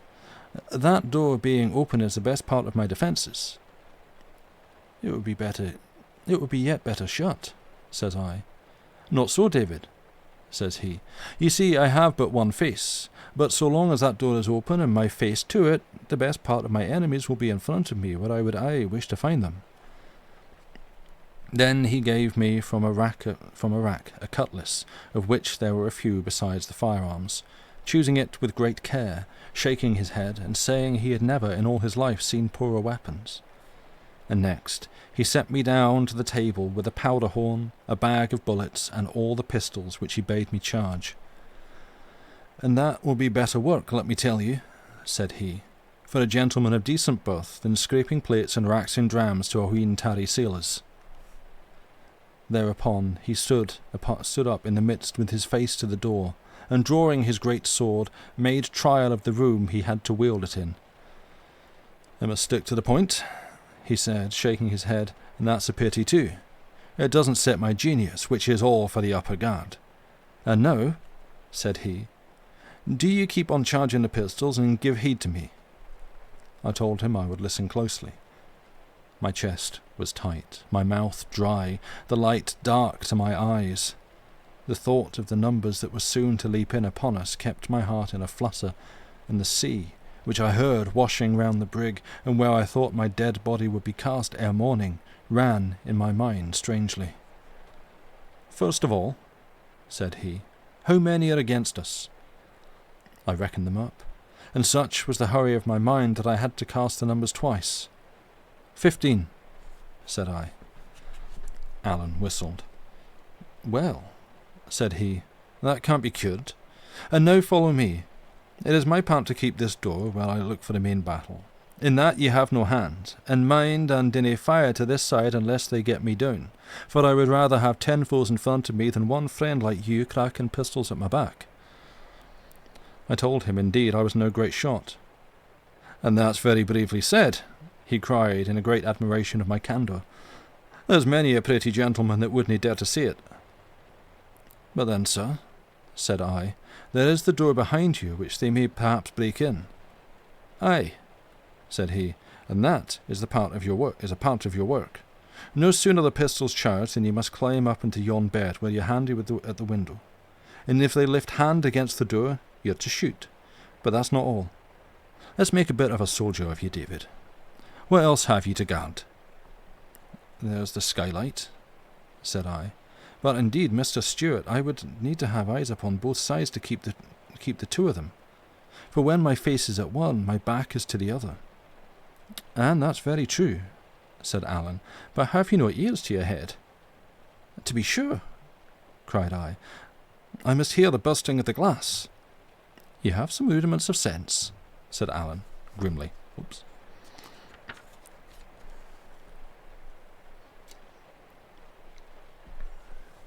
Chapter 10.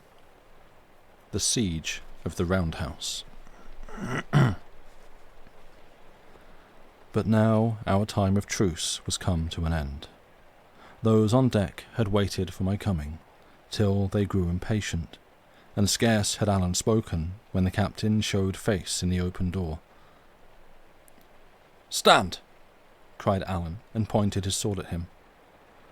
The captain stood, indeed, but he neither winced nor drew back a foot.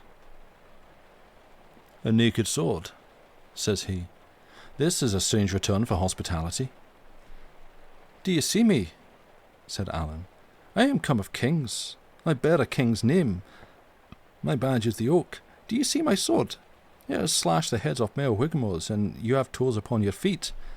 Call up your vermin to your back, sir, and fall on. The sooner the clash begins, the sooner you'll taste this steel through your vitals." The captain said nothing to Alan, but he looked over at me with an ugly look. "David," said he, "I'll mind this." And the sound of his voice went through me with a jar. Next moment, he was gone. "And now," said Alan, "let your hand keep your head, for the grip is coming." Alan drew a dirk, which he held in his left hand in case they should run in under his sword. I, on my part, clambered up into the berth with an armful of pistols and something of a heavy heart, and set open the window where I was to watch. It was a small part of the deck that I could overlook, but enough for our purpose. The sea had gone down, and the wind was steady and kept the sails quiet, so that there was a great stillness in the ship, in which I made sure I heard the sound of muttering voices. A little after, and there came a clash of steel upon the deck, by which I knew they were dealing out the cutlasses, and one had been let fall. And after that, silence again. I do not know if I was what you call afraid, but my heart beat like a bird's, both quick and little, and there was a dimness came before my eyes which I continually rubbed away, and which continually returned. As for hope, I had none, but only a darkness of despair and a sort of anger against all the world that made me long to sell my life as dear as I was able. I tried to pray, I remember, but that same hurry of my mind, like a man running, would not suffer me to think upon the words, and my chief wish was to have the thing begin and be done with it.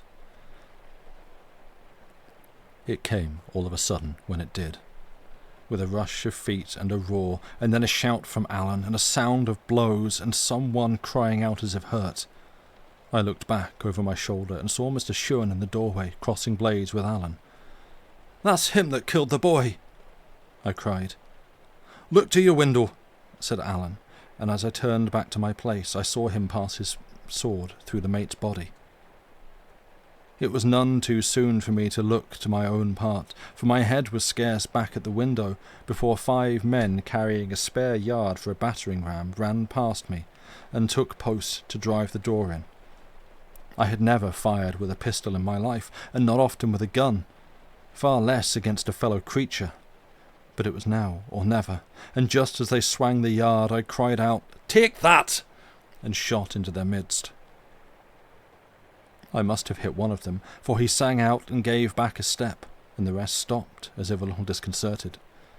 Before they had time to recover, I sent another ball over their heads, and at my third shot, which went as wide as the second, the whole party threw down the yard and ran for it. Then I looked round again into the deck-house. The whole place was full of the smoke of my own firing, just as my ears seemed to be burst with the noise of the shots. But there was Alan, standing as before. Only now his sword was running blood to the hilt, and himself so swelled with triumph and fallen into so fine an attitude that he looked to be invincible. Right before him on the floor was Mr. Shuan, on his hands and knees. The blood was pouring from his mouth, and he was sinking slowly lower with a terrible white face. And just as I looked, some of those from behind caught hold of him by the heels and dragged him bodily out of the roundhouse. I believe he died as they were doing it.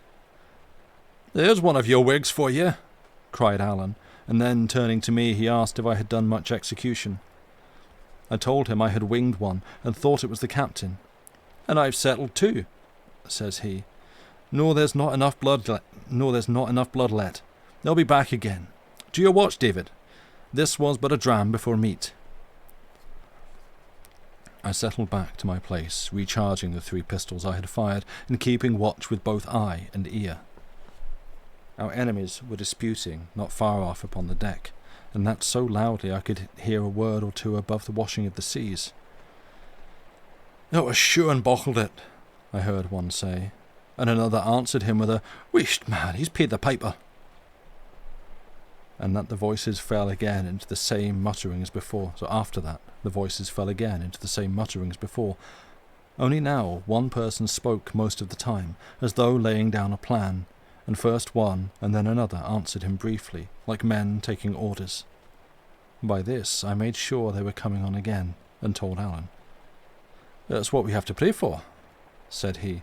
"Unless we can give them a good distance of us, and done with it, there'll be nae sleep for either you or me. But this time, mind, they'll be in earnest." By this my pistols were ready, and there was nothing to do but listen and wait. While the brush lasted, I had not the time to think if I was frightened. But now, when all was still again, my mind ran upon nothing else.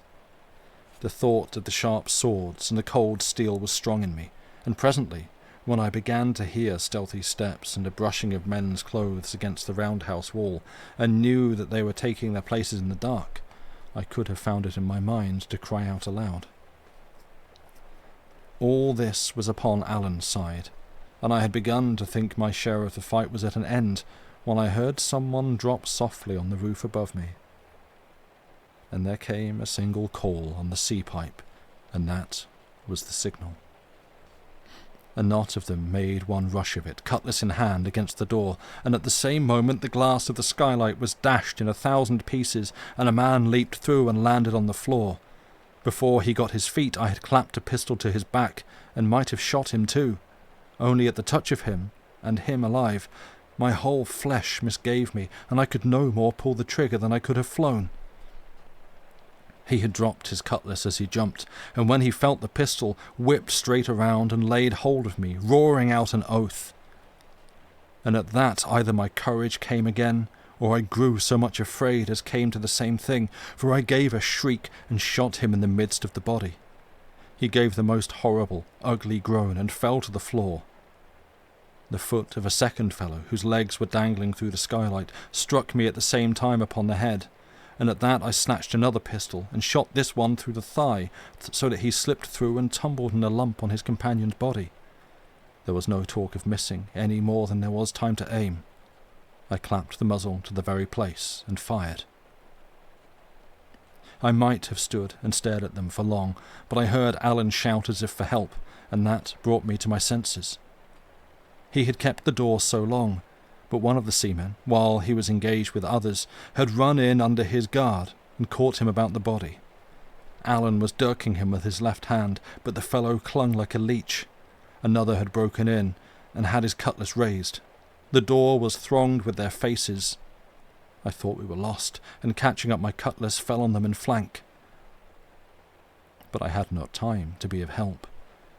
The wrestler dropped at last, and Alan, leaping back to get his distance, ran upon the others like a bull, roaring as he went. They broke before him like water, turning and running, and falling one against another in their haste. The sword in his hands flashed like quicksilver into the huddle of our fleeing enemies, and at every flash there came the scream of a man hurt. I was still thinking we were lost, when lo, they were all gone, and Alan was driving them along the deck as a sheepdog chases sheep. Yet he was no sooner out than he was back again, being as cautious as he was brave. And meanwhile the seamen continued running and crying out as if he was still behind them, and we heard them tumble one upon another into the forecastle and clap to the hatch upon the top.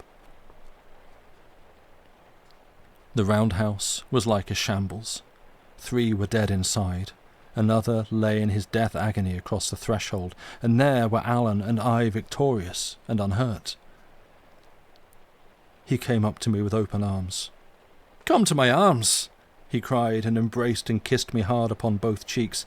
"David," said he, "I love you like a brother, and oh, man," he cried in a kind of ecstasy, "am I no a bonny fighter?" Thereupon he turned to the four enemies, passed his sword clean through each of them, and tumbled them out of the doors one after the other. As he did so, he kept humming and singing and whistling to himself like a man trying to recall an air, only what he was trying was to make one.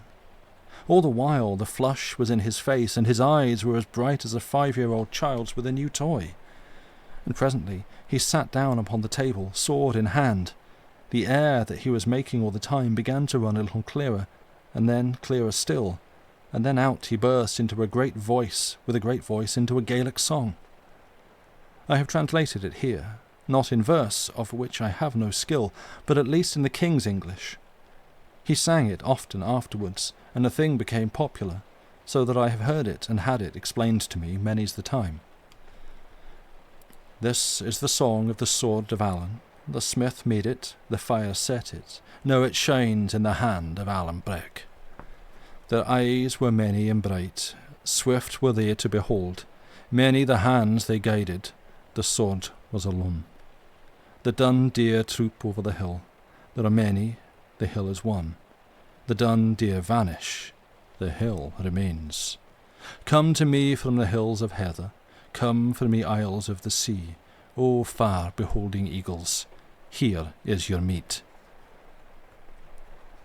Now this song which he made, both words and music, in the hour of our victory, is something less than just to me, who stood beside him in the tussle. Mr. Shuan and 5 more were either killed outright or thoroughly disabled, but of these 2 fell by my hand, the 2 that came by the skylight. 4 more were hurt, and of that number 1, and he not the least important, got his hurt from me, so that altogether I did my fair share both of the killings and the wounding, and he might have claimed a place in Allan's verses. But poets, as a very wise man once told me, have to think upon their rhymes, and in good prose talk Allan always did me more than justice. In the meanwhile, I was innocent of any wrong being done me. For not only I knew no word of the Gaelic, but what with the long suspense of the waiting, and the scurry and strain of our 2 spirits of fighting, and, more than all, the horror I had of some of my own share in it, the thing was no sooner over than I was glad to stagger to a seat. There was a tightness on my chest that I could hardly breathe. The thought of the 2 men I had shot sat upon me like a nightmare, and all upon a sudden, and before I had a guess of what was coming, I began to sob and cry like a child.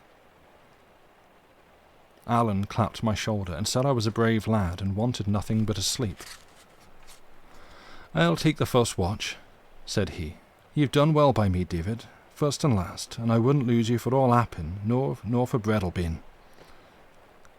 So he made up my bed on the floor, and took the first spell, pistol in hand and sword on knee.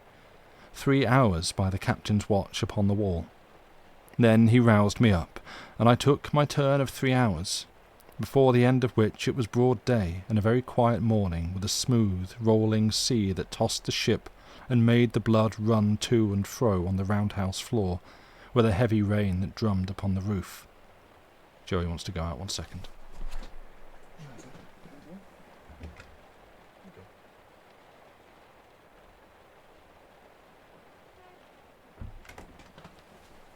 I'd hoped he would leave me to the end of the chapter, but no. All my watch there was nothing stirring, and by the banging of the helm I knew that they even had no one at the tiller.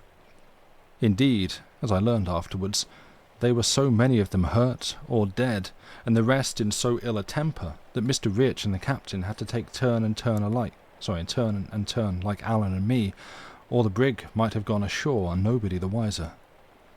It was a mercy the night had fallen so still, for the wind had gone down as soon as the rain began.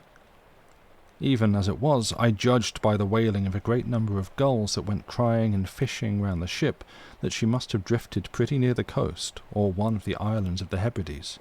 And at last, looking out of the door of the roundhouse, I saw the great stone hills of Skye on the right hand, and, a little more astern, the strange isle of Rum. Chapter 11. The captain knuckles under. One sec, I just need to readjust my setup now that Joey's gone. Alan and I sat down to breakfast about 6 o'clock. The floor was covered with broken glass and in a horrid mess of blood, which took away my hunger. In all other ways we were in a situation not only agreeable, but merry, having ousted the officers from their own cabin, and having at command all the drink of the ship, both wine and spirits, and all the dainty part of what was eatable, such as the pickles and the fine sort of biscuit. This of itself was enough to set us in good humour, but the richest part of this, that the 2 thirstiest men that ever came out of Scotland, Mr. Shewan being dead, were now shut in the fore part of the ship and condemned to what they hated most, cold water. "And depend upon it," Alan said, "we shall hear more of them ere long. You may keep a man from the fighting, but never from his bottle." We made good company for each other. Alan, indeed, expressed himself most lovingly, and taking a knife from the table, cut me off one of the silver buttons from his coat. "I had them," says he, "from my father, Duncan Stewart, and now give you one of them to be a keepsake for last night's work, and wherever you go and show that button, the friends of Alan Breck will come around you." He said this as if he had been Charlemagne and commanded armies, and indeed, much as I admired his courage, I was always in danger of smiling at his vanity. In danger, I say, for had I not kept my countenance, I would be afraid to think what a quarrel might have followed. As soon as we were through with our meal, he rummaged in the captain's locker till he found a clothes brush, and then, taking off his coat, began to visit his suit and brush away the stains, with such care and labour as I suppose to have been only usual with women. To be sure, he had no other, and besides, as he said, it belonged to a king and so behoved to be royally looked after. For all that, when I saw what care he took to pluck out the threads where the button had been cut away, I put a higher value on his gift. He was still so engaged when we were hailed by Mr. Rich from the deck, asking for a parley, and I, climbing through the skylight and sitting on the edge of it, pistol in hand and with a bold front, though inwardly in fear of broken glass, hailed him back again and bade him speak out. He came to the edge of the roundhouse and stood on a coil of rope, so that his chin was on a level with the roof, and we looked at each other a while in silence. Mr. Rich, as I do not think he had been very forward in the battle, Mr. Rich, as I do not think he had been very forward in the battle, so he had got off with nothing worse than a blow upon the cheek. But he looked out of heart and very weary, having been all night afoot, either standing watch or doctoring the wounded. "This is a bad job," said he at last, shaking his head. "It was none of our choosing," said I. "The captain," says he, "would like to speak with your friend. He might speak at the window." "How do we know what treachery he means?" cried I. "He means none, David," returned Mr. Rich, "and if he did, I'll tell you the honest truth, we couldn't get the men to follow." "Is that so?" said I. "I'll tell you more than that," said he. "It's not only the men, it's me. I'm frickin' Davy." And he smiled across at me. "No," he continued, "what we want is to be shut of him." Thereupon I consulted with Alan, and the parley was agreed to, and parole given upon either side. But this was not the whole of Mr. Rich's business, and now he begged me for a dram with such instancy and such reminders of his former kindness, that at last I handed him a pannikin with about a gill of brandy. He drank a part, and then carried the rest down upon the deck, to share it, I suppose, with his superior. A little after, the captain came, as was agreed, to one of the windows, and stood there in the rain, with his arm in a sling, and looking stern and pale, and so old that my heart smote me for having fired upon him. Alan at once held a pistol in his face. "Put that thing up," said the captain. "Have I not passed my word, sir, or do you seek to affront me?" "Captain," says Alan, "I doubt your word is unbreakable. Last night ye haggled and argle-bargled like an apple-wife, and then passed me your word, gave me your hand to back it, and ye ken very well what was the upshot." "Be damned to your word," says he. "Well, well, sir," says the captain, "you'll get little good by swearing." And truly that was a fault of which the captain was quite free. "But we have other things to speak," he continued bitterly. "You've made a sore hash of my brig. I haven't hands enough left to work her. My first officer, whom I could ill spare, has got your sword through his vitals and passed without speech. There is nothing left me, sir, but to put back into the port of Glasgow after hands. And there, by your leave, you will find them that are better able to talk to you." "Aye," said Alan, "and faith, I'll have a talk with them myself. Unless there's nobody speaks English in that town, I have a bonny tale for them. 15 tarry sailors upon the one side, and a man and a halfling boy upon the other. Oh man, it's pitiful." Hoseason flushed red. "No," continued Alan, "that'll no do. You'll just have to set me ashore as we agreed." "Aye," said Hoseason, "but my first officer is dead. You ken best how. There's none of the rest of us acquaint with this coast, sir, and it's one very dangerous to ships." "I give you your choice," says Alan. "Set me on dry ground in Appin, or Ardgour, or Morven, or Arsig, or Morar, or in brief, where you please, within 30 miles of my own country, except in the country of the Campbells. That's the broad target. If you miss that, you must be as feckless at the sailing as I have found you at the fighting. Why, my poor country people in their bit cobles pass from island to island in all weathers, aye, and by night too, for the matter of that." "A coble's not a ship, sir," said the captain. "It has nae draught of water." "Well, then, to Glasgow if you list," says Alan. We'll have the laugh of ye at the least." "My mind turns little upon laughing," said the captain, "but all this will cost money, sir." "Well, sir," says Alan, "I'm near Weathercock. 30 guineas if you land me on the seaside, and 60 if you put me in the Lenny Loch." "But, see, sir, where we lie, we are but a few hours' sail from the Ardnamurchan," said Hoseason. "Give me 60 and I'll set you there." "And I'm to wear my brogues and run jeopardy of the red coats to please you," cries Alan. "No, sir, if you want 60 guineas, earn them and set me in my own country." "It's to risk the brig, sir," said the captain, "and your own lives along with her." "Take it or want it," says Alan. "Could you pilot us at all?" asked the captain, who was frowning to himself. "Well, it's doubtful," said Alan. "I'm more of a fighting man, as ye have seen for yourself, than a sailor man, but I have been often enough picked up and set down upon this coast, and should ken something of the lay of it." The captain shook his head, still frowning. "If I had lost less money on this unchancy cruise," says he, "I would see you in the rope's end before I risk my brig, sir. But be it as you will.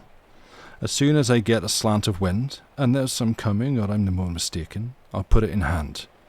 But there's one more thing. We may meet with a king's ship, and she may lay us abroad, sir, with no blame of mine. They keep the cruisers thick upon this coast, ye ken who for.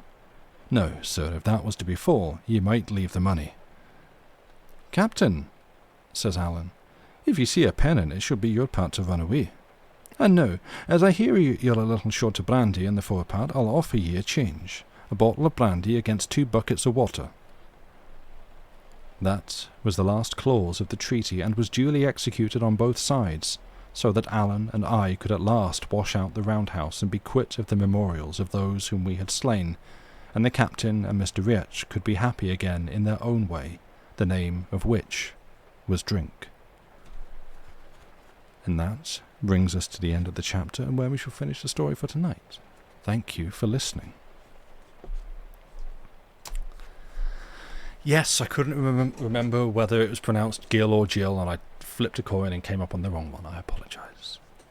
I mean, if frankly, if that's the only botched pronunciation I got this evening, I'll call that a win. But yes, thank you all for listening. I hope you're well. I hope you've enjoyed the story. I think I said the other day before I started reading this, I was like, I sort of get the impression it's kind of a little bit like Moonfleet, by which I meant kind of tonally sort of an adventure for young readers. Like, here, give this to your kid or something, and they'll read like a ripping adventure of exciting things happening to a teenage boy. No, this has got blood. This has got people being shot and stabbed. There's like, yeah. Cannot speak to any of the rest of pronunciations there. That's only when you have reasons like fair. Yeah, no. I mean, it's, you know, we've all learned it from a good song. Yeah, I'm enjoying this. That I, if nothing else, I really like the character of Alan. This sort of roguish bard figure who just kind of rocks up and just seems incredibly cocky and confident. He's great. I just showed up and like, I love this guy. This guy's great. He's probably going to die by the end, I don't know, but he seems like the kind of guy who's going to do that and just be fine with it. I'm not sure, but yeah, I immediately like Alan, and just like singing a song about himself and how cool and great he is. Yeah, kidnapping, murder, adventure, everything you could want. Yeah, I'm enjoying this a lot. It's a lot of fun. Yeah, I don't know. Well, I feel like I had some other things I was going to mention, but this always happens. I'll be like reading and think, oh yeah, I should go back to that and talk about something to do with that at the end, and then didn't. I mean, if nothing else, again, in sort of liking the characterization, I like that David killed some people. No, but I like that after doing that, he actually seems to be slightly, shocked and traumatized. It's not like, I think talking about like zombie fiction recently, the whole like, oh, it's so sad that zombies, and then you immediately get the sense that they can't wait to just rack that shotgun and go blasting. Like, oh, zombies are so sad, but also plus side, target-rich environment, load up those guns and go shooting.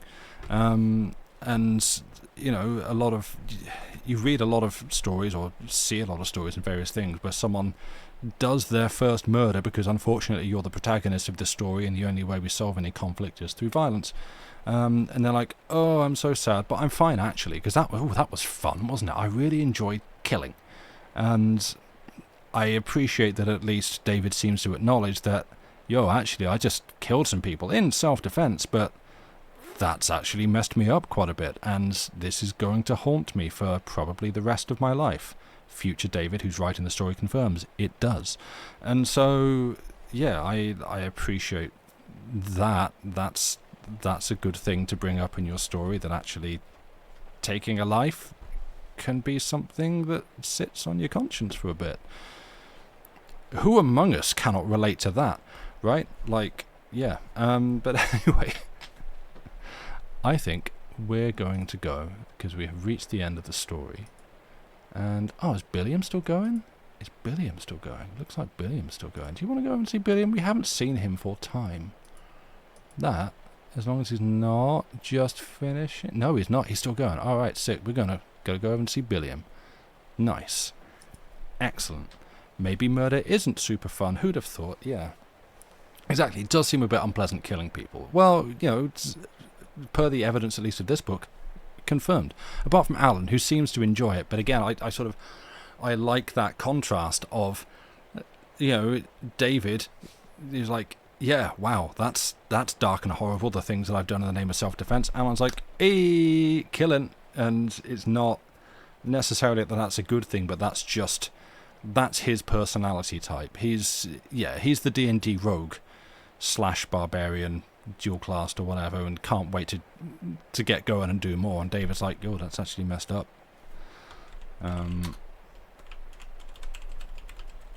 Yeah. Excellent. Just tickle my arm. What's that? Is that hair or a moth? I don't know. You're welcome. Thank you for being here and for listening. As I say, I hope you've enjoyed it. This will return in a couple of weeks when Book Week has finished. But as that kicks off next week, yeah, you got to wait a little bit for the next installment. But we're going to be through this one pretty quickly, I believe, because it's, we're doing like roughly 40 pages per stream ish. Well, we can hit 40 pages per stream, and it's like 220. So yeah, it's not going to be a long one. But yes, thank you all for being here. Look out for further Book Week discussion on the Discord. Go enjoy Billiam's streams, a lovely fella. Does cool art. If you're not already following, feel free to give him a follow. It costs you nothing and it helps support the channel. And until the next time, take care of yourselves. Goodbye and good night.